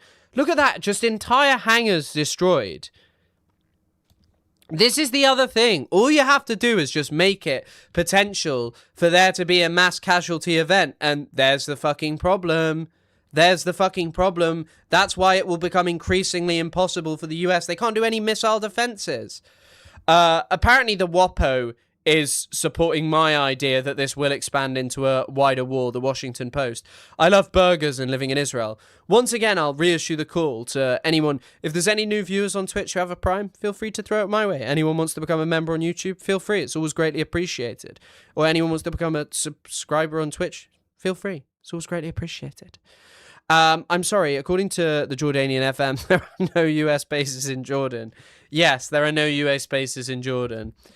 Okay, Bahrain and Kuwait reported a number of Iranian attacks on Monday morning amid reports that the Pentagon is sending additional aircraft to the region. The US is planning for a wider war, said one US official familiar with internal administration discussions. But the official, speaking on the condition of anonymity because they were not authorized to talk to the media, cautioned that the expansion of US operations will be limited by dwindling stockpiles of air defense and long-range munitions and constraints on the ability to surge more troops and aircraft into the area because of battle damage.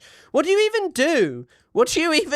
Like, you can't send more troops because they'll just get fucking blown up in bases that the Iranians have already proven that they can blow up. Well, what's the option? Piers Morgan is interviewing Clavicular right now, which I'm sure is an absolute goldmine.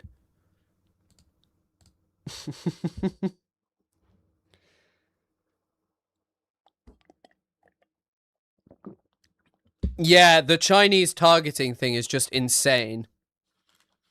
Also, by the way, the reason there isn't never going to be an episode of No Politic here with Clavicular is literally just time difference. Maybe if I'm in Montreal, we can work it out, but I genuinely don't know. Well, I mean, I guess the choice is you just escalate. That's it. You just have the choice of escalation.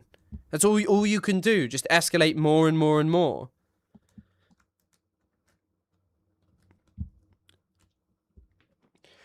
We do not have enough to safely sustain operations, and I don't think the White House is aware of that. Military experts have said that in addition to the toll taken on US equipment and munitions, the US is unprepared for possible ground operations inside Iran. which the IRGC is extremely aware of and reporting in DC, make clear that Trump is planning a major escalation. This really colours how Iran looks at any ceasefire at this point.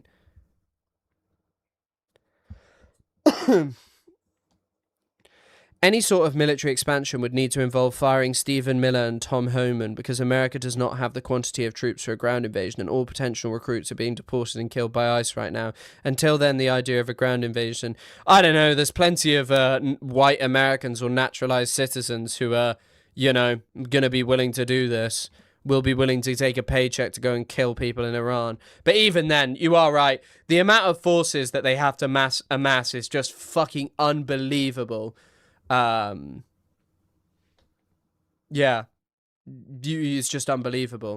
With clavicular. Wait, did I say clavicular? No, I meant tabernacle. Sorry. Yeah, I'm not collabing with clavicular. Sorry, that sounded so dumb. We're not collabing with clavicular. That is not being suggested. I've just tanked the stock of the podcast by making that outrageous claim. I meant tabernacle. Sorry, that's the reason tabernacle's not there. Assalamu alaikum. Wa alaikum salam. The US would have needed to start a draft and reindustrialization 2 years ago. Same thing, Kakal, yeah. Draft clavicular to Iran. Clavicular looks maxes in Iran, question mark? And I mean, it would be worse than in Iraq because there will just be huge bloodshed because they have huge amounts of drones and because of Iran's topography. Also, let's have a listen to what Aralchi has to say for himself. نمیتونی ما رو تهدید بکنی، نمیتونی ما رو تطمیع بکنی. توی مذاکرات قبل از جنگ 12 روزه آمده بودن برای تطمیع، نه تطمیع من، تطمیع جمهوری اسلامی. فلان میکنیم، بیسار میکنیم، اینو میسازیم، اونو میسازیم. که من اونجا بهش گفتم غنیسازی ما فروشی نیست. این یه چیزی هست که مردم ایران 20 سال به خاطرش تحریم کشیدن. دانشمنداشون شدن خون پاش رفته. من میتونیم بفروشیمش. تو میگی من برات نیروگاه چی میسازم، چی میسازم. اینجا گفتم این نه تطمیع نه تهدید.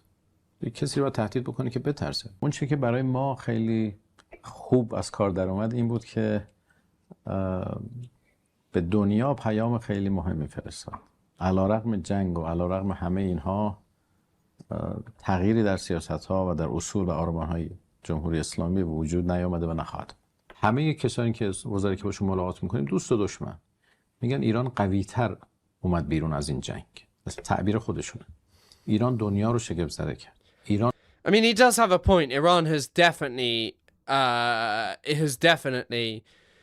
surprised the world in terms of what it's managed to do, in how well it held out, especially after Khamenei was killed on the first day. Like, they literally assassinated Khamenei on the first day. نشون داد قدرت واقعی خودش. ما تازه فهمیدیم که بمب اتمی شما تنگه هرمزه. دنبال یه چیز دیگه رفته بودیم تا حالا. دنیا فهمید که ایران قویه. این شاید اصلا بزرگترین پیروزی ما بود.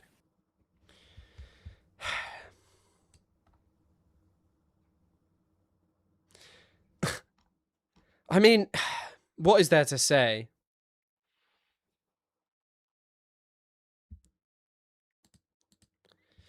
Iran doesn't need clavicular. They are mogging the world. Yes, just with Aralchi. Yummy tea. Who doesn't love a bit of is it Turkish tea or would you say Persian tea? Iranian tea.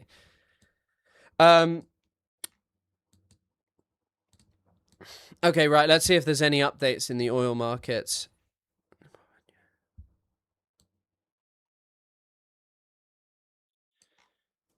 Mexico hedges a significant chunk of its oil every.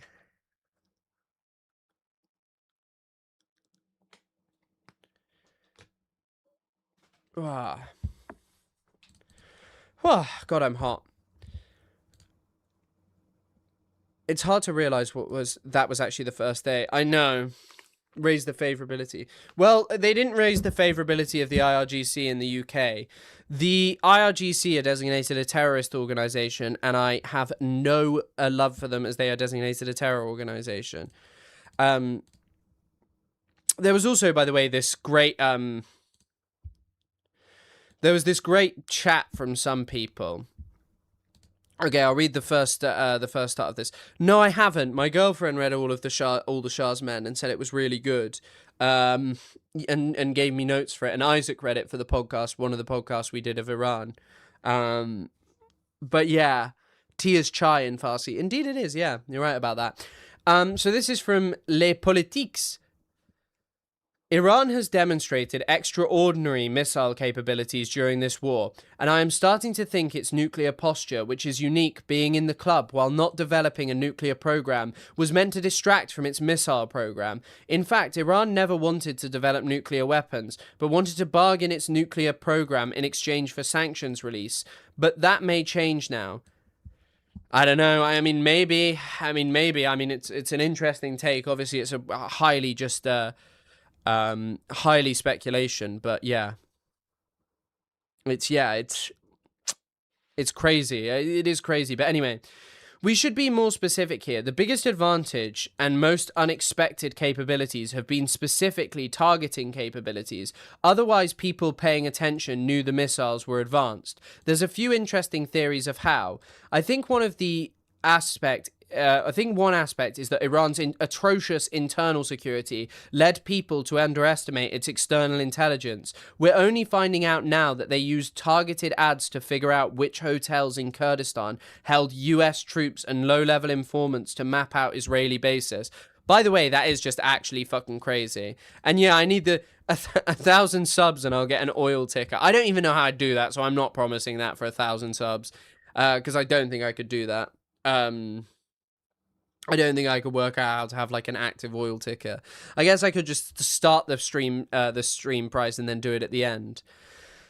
But yeah, I mean, to be fair, there is definitely a point to be made. Iran's internal security was atrocious, like absolutely atrocious. I mean, Khamenei died on the first day, and there are clearly informants and such hanging around Iran. However, one of the things that is definitely worth saying about all of this is that he's right, that their external intelligence and how much they seem to know about Israeli bases and all of this stuff is, yeah, it's just...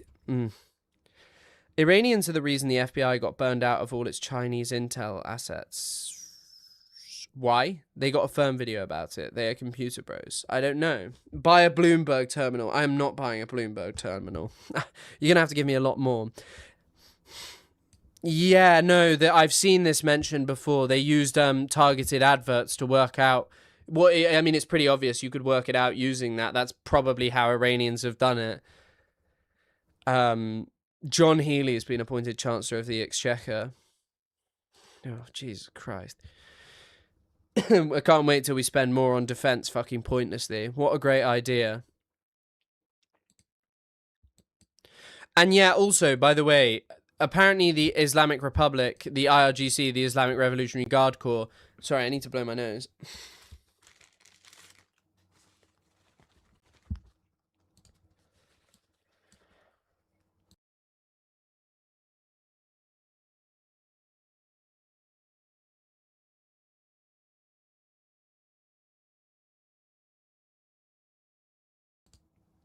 My hair's looking crazy right now.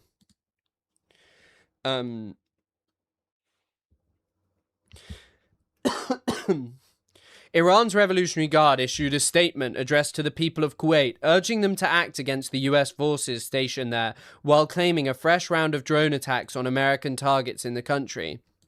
The Guard said its fighters, in the 22nd wave of Operation Nasr 2, destroyed an early warning radar system and struck a hangar holding aviation equipment and parts and a shelter for US MQ-9 Reaper drones at Ali al-Salam base, setting several drones on fire. The claims have not been independently verified. The statement said part of Kuwait have been under US military occupation for years and used as a base for the killing of Muslims in Iran, Iraq, Afghanistan and Palestine. It said Kuwait must not be a safe haven for US military and called on Kuwaitis to rise what it framed as religious obligations to remove American forces by any means possible. They're basically just calling for insurrection inside of Kuwait, which I don't think will happen, but I do wonder if eventually this will just become untenable, this current status quo.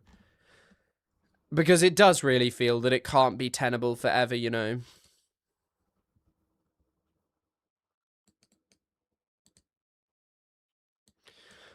Also, this is a guy who's at Washington Post. If you remember, this article came out in May. I definitely talked about it on stream. But, yeah. A Washington Post satellite imagery review reveals that Iran has caused far more damage to US military sites than previously reported. Amid US imagery blackout, Iran has released more than 100 images of strikes on US bases. Look at these. These are just images of previous strikes. This was from May, okay? Evan Hill, who's a WAPO guy, hardly like a pro-Axis of Resistance character or like some guy trying to cope about what they're saying. This trend we documented in May repeats itself. Iran today released high-resolution imagery documenting significant damage from a recent ballistic missile strike on what appears to be troop housing at Muwafaq Salti Salti Air Base in Jordan. So this is troop housing. Look at that, an entire row of troop houses just completely wiped out. Another couple destroyed, and I'm sure that many of these will just be unlivable, right? That you can't go back to it. It's fucking crazy. It's genuinely fucking crazy. I don't know if you saw it. I know these US bases are fucking insane. The Animal Farms was a mock of the Bolshevik. Not a good book, I must say, literature-wise. I don't remember Animal Farm. I read it years ago when I was like 16. I don't remember that shit. Also, as I said earlier, Primes, we're almost at 3,200 followers. If anyone's not following on Twitch, drop me a damn follow. Actually, Evan Hill posted a bit more. This, by the way, this is kind of interesting. So this Egypt, if you're looking for another account, this Egypt Intel Observer seems pretty decent. This is apparently before and after GIF of Iranian satellite imagery provides a closer look at the extensive damage to 3 drone hangars at Muwafaq al-Salti. At least one US MQ-9 Reaper appears to also have been damaged by missile shrapnel. Wait. So wait.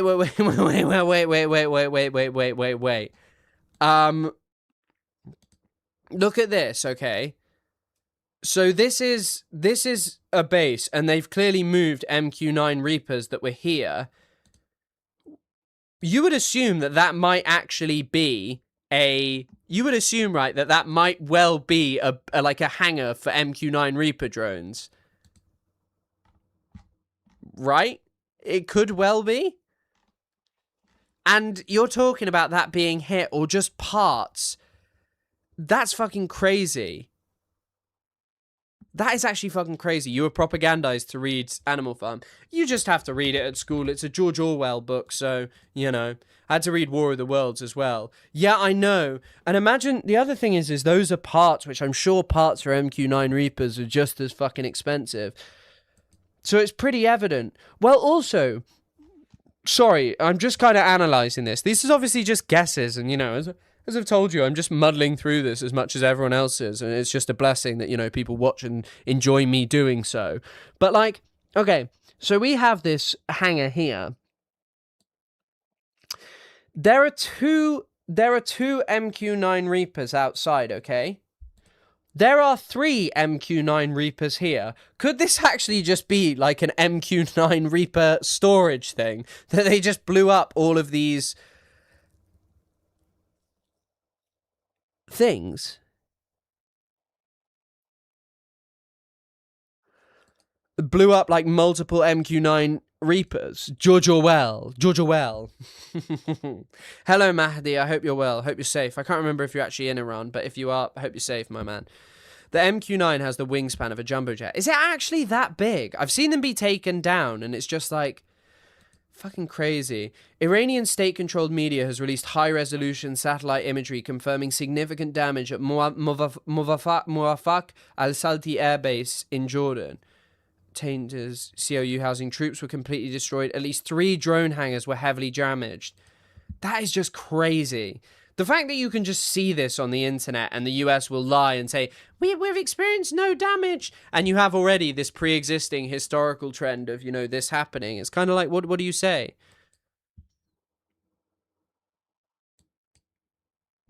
Okay, but this guy's also pretty good because he also points out claims that are not necessarily true. Fresh satellite imagery. Oh, Mahdi, I hope you're all good, my man. Fresh satellite imagery today shows no visible damage at King Hussein International Airport in Aqaba, Jordan, despite IRGC claims that multiple US military aircraft, including a C-17A airlifters and P-8A MPA, were destroyed. The aircraft visible in imagery appear to remain intact. Was hit and burned for hours in the vicinity. I'm sure something... Oh, someone says the EOS of this image was from 19 hours before the attack. Okay, maybe. I wonder if they will claim these Reaper drones were painted on the floor. Yeah, I wonder too. I do worry that... I wonder if the US will carry out like a massive attack. Oh, wait, also, by the way, apparently the Houthis, the Ansar Allah Houthis, have actually started carrying out contacting vessels bound for Saudi Arabia over VHF radio, instructing them to turn back to enforce the announced blockade and warning that military action could follow if their orders are ignored. Jesus Christ. Hello, Thi-Fi. Hope you're good. Hello, everyone in chat who's just joining or who's just been with us now. There's 100... I don't know. Twitch has got a crazy amount, but yeah. I mean, this is the problem. If this is... I don't think I can reiterate this enough at all. The potential threat that is currently going on in the world is truly unbelievable. We are on the precipice of just something incredibly dangerous. And, you know, they just don't really give a fuck.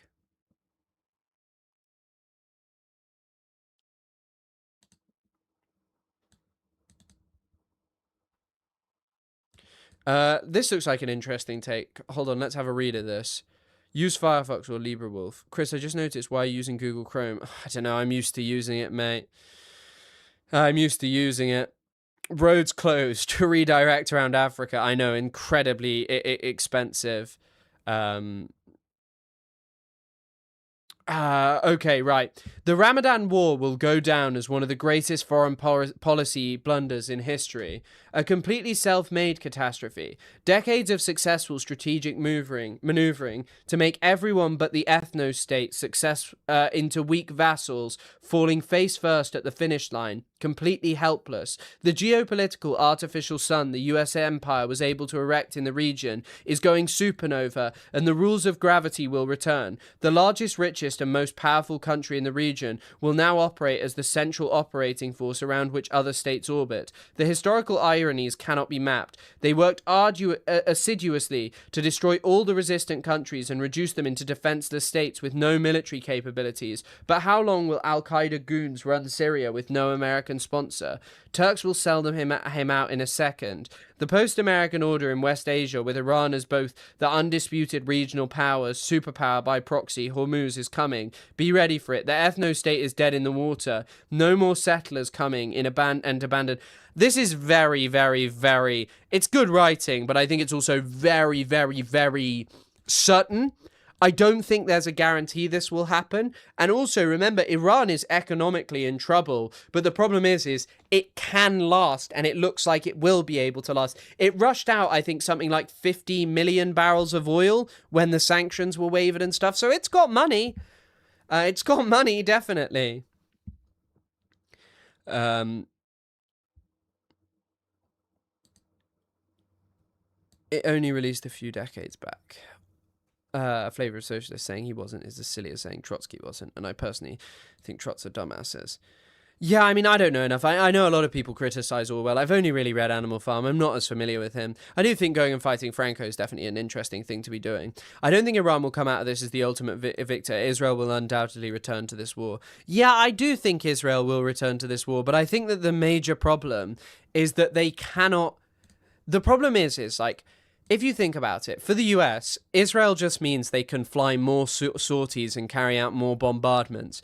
It cannot give them the protection that they need right now, which is basically being able to prevent Iranians firing missiles, or the Iranian government firing missiles at its vassal states, and being able to kill and harm US troops. That's the major issue, and being able to prevent shipping.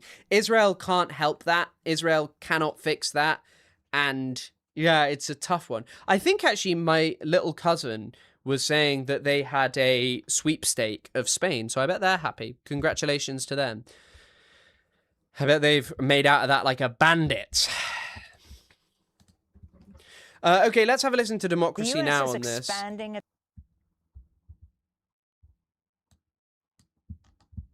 attacks on Iran after at least 3 soldiers were killed in the deadliest weekend for the United States since March. 2 U.S. service members were killed in an Iranian attack on a base in Jordan. A 3rd soldier was killed in northern Iraq during a controlled detonation. Yeah, also, by the way, when people were talking about this narrative, like people creating a narrative about Argentina being dirty and like, I don't know, just watching them play yesterday, Jesus Christ.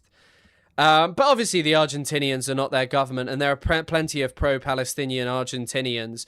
It's just how much Israel loved them. Is just, yeah. Yes, Sorry, I'm now getting clips about Clavicular breaking up with his girlfriend. Of a downed Iranian drone. The U.S. identified the soldiers killed in Jordan as First Lieutenant Tyler James Feehan, at 25 years old, of Hawaii, and Private Isabella Gonzalez, 19 years old, from Texas. A 3rd soldier remains missing in action after the attack in Jordan. The U.S. has now struck Iran for 9 consecutive nights. Iran's retaliated by striking U.S. allies across the Gulf. Earlier today, Iran threatened to not allow a, quote, single drop of oil or gas to transit the Strait of Hormuz if U.S. aggression continues. This comes as Axios reports the U.S. is sending dozens of refueling planes to Israel ahead of expected increased military operations against Iran. Yeah, trust me, it's difficult to stream when you've just found out that Clavicular's girlfriend cries after he broke up with her last night after months of dating. I love you. It's just, I don't want to. He's wearing... Sorry. No. Sorry, I'm not actually going to watch this clip in full. I just want to show you the hat Clavicular is wearing. That is an outrageous hat. Jesus Christ. Why is he wearing that dumbass hat? He's like Curious George wearing the hat. Yeah, by the way, that what's his name? Leandro Paredes should have been sent off. The fact that he kept getting away with fouls is just... Iran. According to Iranian authorities, at least 41 Iranians have been killed and 408 wounded in U.S. attacks so far this month. We're joined now by Toby Jones, Associate Professor of Middle East History at Rutgers University. Oh, this Toby Jones guy, I think I've read some of his work. Author of Desert Kingdom, How Oil and Water Forge Modern Saudi Arabia. I've definitely read Toby Craig Jones. I think he's a good academic. Arabia, as well as Running Dry, essays on energy, water, and environmental crisis. Toby Jones, if you can start off by commenting on these developments, the 9th... If you really want to free yourself of stupid conversations, just stop giving a shit about football at all. There is no chance. There is no chance I'm giving up on football at all. Straight night where the U.S. attacked Iran retaliating across the Gulf. The number of U.S. soldiers has increased who are killed to 17. Another one is missing. And the targeting of civilian infrastructure. Take it all on, Professor Jones. Good morning, Amy. Thank you. We're at a remarkable moment. I mean, we shouldn't be surprised that the United States has escalated violence in the region. What's been on display since February when the war started, or at least the most recent round of what is a long war in Iran started, is that the United States has considerable violence at its disposal, but it has limited political capacity to dictate terms. While it had a series of nebulous objectives in February, regime change, dismantling or at least challenging Iranian nuclear capacity, what the war has come down to in the summer is essentially control over the Strait of Hormuz, which was not in question at the start of the war. The United States is unhappy that Iran has essentially emerged from months of fighting with control over a strategic waterway. The United States is frustrated by its inability to change or alter any of that. Iran sits in a position of primacy at Hormuz, and the United States is lashing out, seeking to undo that position, to challenge and to bottle back up Iran's newfound strategic influence and capacity and control over what is the world's most important energy corridor. So what we're seeing then is it is kind of crazy. He has like such a point, because in the sense of like, what happens? What do you do? The US can't succeed militarily, and this is the whole thing I'm trying to put across with Israel. What do you think happens? They bomb Iran a bit more? They can't fix the problem of Hormuz by bombing. The United States expanding its war efforts to inflict pain on Iran, to maximize both military targeting as well as civilian and infrastructure damage, to create the conditions for the impossibility of life and to weaken the Iranian regime. It's hard to say that it's working. For 9 straight days, Iran has remained defiant and has even escalated and retaliated against not only Jordan, but also against Kuwait and more recently against the headquarters of the U.S. Fifth Fleet, the Naval Fifth Fleet in Bahrain. Iran has been steadfast. The United States is scrambling. It's hard to know where this is going to go, but it's all very disturbing.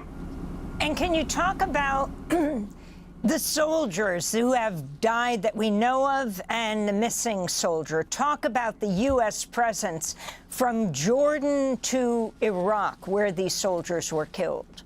One of them not in an Iranian strike, but when they were Iran is, like, you do have to say, Iran is asking also just a fundamental question about the region. Should you have this? Should you have bases in our region? Especially considering when the Americans fiddle in everyone's politics, if they don't dance the exact same tune, but then they're allowed to have bases everywhere, why do they have the right to? Why do they have the right to have those bases if you're just allowed to fiddle in everyone's fucking politics? When they were dismantling an Iranian drone. Well, Americans seem to forget the just sort of massive presence that the United States has built militarily in the Middle East, and particularly surrounding the Persian Gulf, since the early 1980s. It's been a 50-year-long project marked and sort of punctuated by conflict against Iraq, an ongoing siege and sanctions regime against Iran, but all with the idea of creating a massive military footprint in order to secure American hegemonic and political economic interests, primarily energy. The real question is, as well, is can you put the genie back in the bottle? Like the genie back in the bottle of Iran has shown that they're not just going to take whatever you're going to do, and they will control the Strait of Hormuz until you propose something viable and long-term to like sate their demands and to improve their situation. But also Israeli security and American Israel. And it is a long overdue question. Should you just get unlimited military bases in other people's regions? I tend to not think so. I tend to think that people have a right to define their own history and that the people of the Middle East want some kind of thing that's different. Israeli relations, as well as American relationships with the authoritarians across the region. So that footprint has been built steadily over time, and it's more or less a permanent presence. The targeting of U.S. soldiers, on the one hand, is a normal act of war from the Iranians. They're responding to aggression against them, which they did not provoke in February, but which the United States and the Israelis believed was in their interest to pursue. And so Iran is striking out at American infrastructure. One of the most fascinating aspects of the war over the last several months is how little we actually know about the costs for both American forces and American military materiel and infrastructure in the region. We know that Iran has targeted infrastructure in the Gulf, both civilian and military, has now begun to attack Jordan. Did you read anything, reports about the PMU in Iraq threatening to invade Jordan and destroy the Hashemite rule? And if so, do you think it's credible? I think it is delusional to think that this makes sense because they would get fucked from all sides. Yeah, I know. They're definitely not invading. If they did, Israel would get involved. The Americans would get involved. There's absolutely no chance that the US would allow that to happen. I think it's more that this just creates problem and pressure from inside Jordan for the Jordanian government. The Jordanian government has been pretty good at repressing it so far, but we'll have to see. You know? What we don't know is we don't know the scale of the physical damage that's been obscured and hidden from us, from the Department of Defense and the Pentagon. I mean, Hegseth has petulantly avoided confronting or being honest with what the costs are. And the only reason we know about the deaths of these 3 soldiers and the possibility of a 4th is because you can't hide the returning of dead bodies. We don't know how many people have been injured. We don't know the knock-on effects in the region. We know very little. We have very little information. This has remained more or less true, both in terms of what happens on the waters of the Persian Gulf and what happens elsewhere. What Americans have probably not paid sufficient attention to is the massive vulnerability. I don't think the PMU will invade anywhere, because if you do, look what will happen. You'll get some massive... That might actually incite the global... like a global, you know, kind of Western force to get involved. Of all of these places and systems, there's a separate question of whether they're actually necessary or not. I don't believe that they are. I think Americans voted in the last election because they're tired of U.S. wars in the Middle East and elsewhere. But the reality is that there is an ongoing physical, significant commitment by the U.S. military to the region. So it's hardly surprising that in the course of war that American soldiers would come under fire and pay a price. Speaking of coming under fire, talk about what's happening to international law right now, Toby Jones. International law was set on fire by the Israelis in Gaza, and it had long been set on fire by the Americans, so yeah. I'm so confused why politicians aren't running on more green policies and not anti-immigration, like the earth is boiling. Because the truth is any kind of real green politics requires pushing sacrifice and self-reflection about how we live and exist. Blaming immigrants appeals to, like, you know, this moronic vision of... like some constructed faux past. Well, look, international law remains a bedrock of how the global system is supposed to function. It establishes both a set of norms for behavior as well as ostensibly a kind of a system of accountability for people to behave appropriately both in times of war and absent times of war. But what we've seen since at least the early stages of Desert Storm, the lead up to the 1991 war, and everything that's followed, both from the position of American war fighting in the region and, importantly, global force, yeah, because it is just America right now, but it might actually force, you know, European countries to act, maybe. Also, apparently Araghchi has had meetings in Tehran today with Iran's ambassadors to Italy, France and the UK. This makes earlier unconfirmed reports that he had departed for Islamabad appear increasingly unlikely and probably unfounded, absent any official confirmation. I hadn't even heard of that. The way that's linked to how Israel behaves in the West Bank and southern Lebanon, and especially in Gaza, is that international law and international norms, what might be considered war crimes, while they are very obviously being committed through the target. Also, apparently Iran's security forces have closed down several popular cafes. It probably does. By the way, I think there could well be war, or like a full-on, flat-out declared war by both. Again, targeting of infrastructure, the targeting of civilians, ethnic cleansing in the West Bank, genocide in Gaza, ethnic cleansing in Lebanon, the targeting... But what do Europeans want to achieve that the US couldn't? If it comes... What I'm saying is, like, if it comes to an invasion, but I guess you're right about that, like an invasion by the PMU, it would also probably just spell the end of the PMU, and I don't think Iranians would risk it for that, a potential failed invasion of, you know, one of its neighboring countries. Of water desalination, bridges, infrastructure, oil refineries, and all the sort of following environmental and social harm that comes from all of that lays bare that the system of international law is a system in which there's no accountability for real power in the world. The United States and Israel they enjoy, if not absolute, pretty close to absolute impunity. And in fact, remarkably, the United States has begun talking about dismantling the International Criminal Court, not just ignoring systems of international norms and law, but actually dismantling it so that it can behave the way it wants to in the world. About 25 years ago, when I first moved to the Middle East to study Arabic in Cairo, this was in 2001 and 2002, my wife and our friends and I did a year-long Arabic language program. Is it true Iran announced that Hormuz is closed to American ships forever? I've not seen that, and also they probably just wouldn't do that. I don't know why you would do that. I don't know why you would do that. Said a little bit ago he was headed to Islamabad. Shut up. Shut up. At the American University in Cairo. 9/11 happened while we were there. The U.S. started its war in Afghanistan. Israel staged a siege in Ramallah that spring. American citizens in Cairo were concerned, and I think rightly so, predicted the kind of escalation of American imperial violence that would follow over a generation, both in Afghanistan and Iraq. We circulated a petition gathering signatures amongst other American citizens in Cairo, and it was significant enough that we got an audience with the then American ambassador, I won't name him on air, but a George Bush appointee, with several of us in his office, and he sat us down and he rolled up his sleeves and said, nobody cares about international law.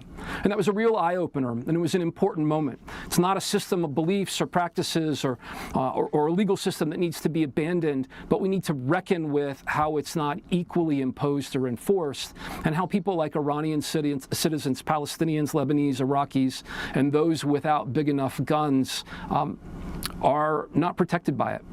Interestingly, Marco Rubio, the Secretary of State, said the administration will dismantle the ICC brick by brick, if necessary. Meanwhile, the United Nations is calling for Iran and the U.S. By the way, I cannot reiterate enough how dumb, when someone was asking earlier about like responding to people, these people who told you that the US invading Iran had any morality to it, the second that Israel was held to even a chance of being held to account by the ICC, these motherfuckers literally started dismantling the ICC. This notion that they have any interest in Iranian people is the biggest amount of bullshit ever. To come back to the table. Toby Jones, Associate Professor of Middle East History at Rutgers University, writes frequently on oil, war in the Middle East, author of Desert Kingdom, How Oil and Water Forged Modern Saudi Arabia, and Running Dry, Essays on Energy, Water, and Environmental Crisis. Thanks for watching Democracy. Jesus.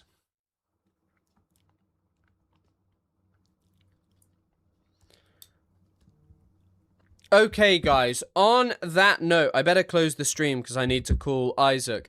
Streams are going to be, just to update you, streams are going to be a little bit messed up for the next few days, but we'll get it all sorted. I'll be back to like longer streams and setting them up and stuff. So yeah, thank you for everything. There should be a new video out this week about Clavicula's trip to Israel. I just need to go on a bit of an editing rampage. So I'll see you guys soon. Have a lovely day. I hope you have a lovely rest of the day. I'll see you later. There'll be another stream on either Tuesday. Oh, no, wait. I'll stream tomorrow. And if there's like a major, I don't know. But I'll stream tomorrow. But thank you guys. See you guys soon. Hope you have a lovely rest of the day. See you guys later. Thank you for everyone who became... Thank you for everyone... Oh, quickly. Thank you for becoming everyone who became members, Prime subscribers, whatever the hell on Twitch. It's so incredibly appreciated. And everyone over on YouTube too.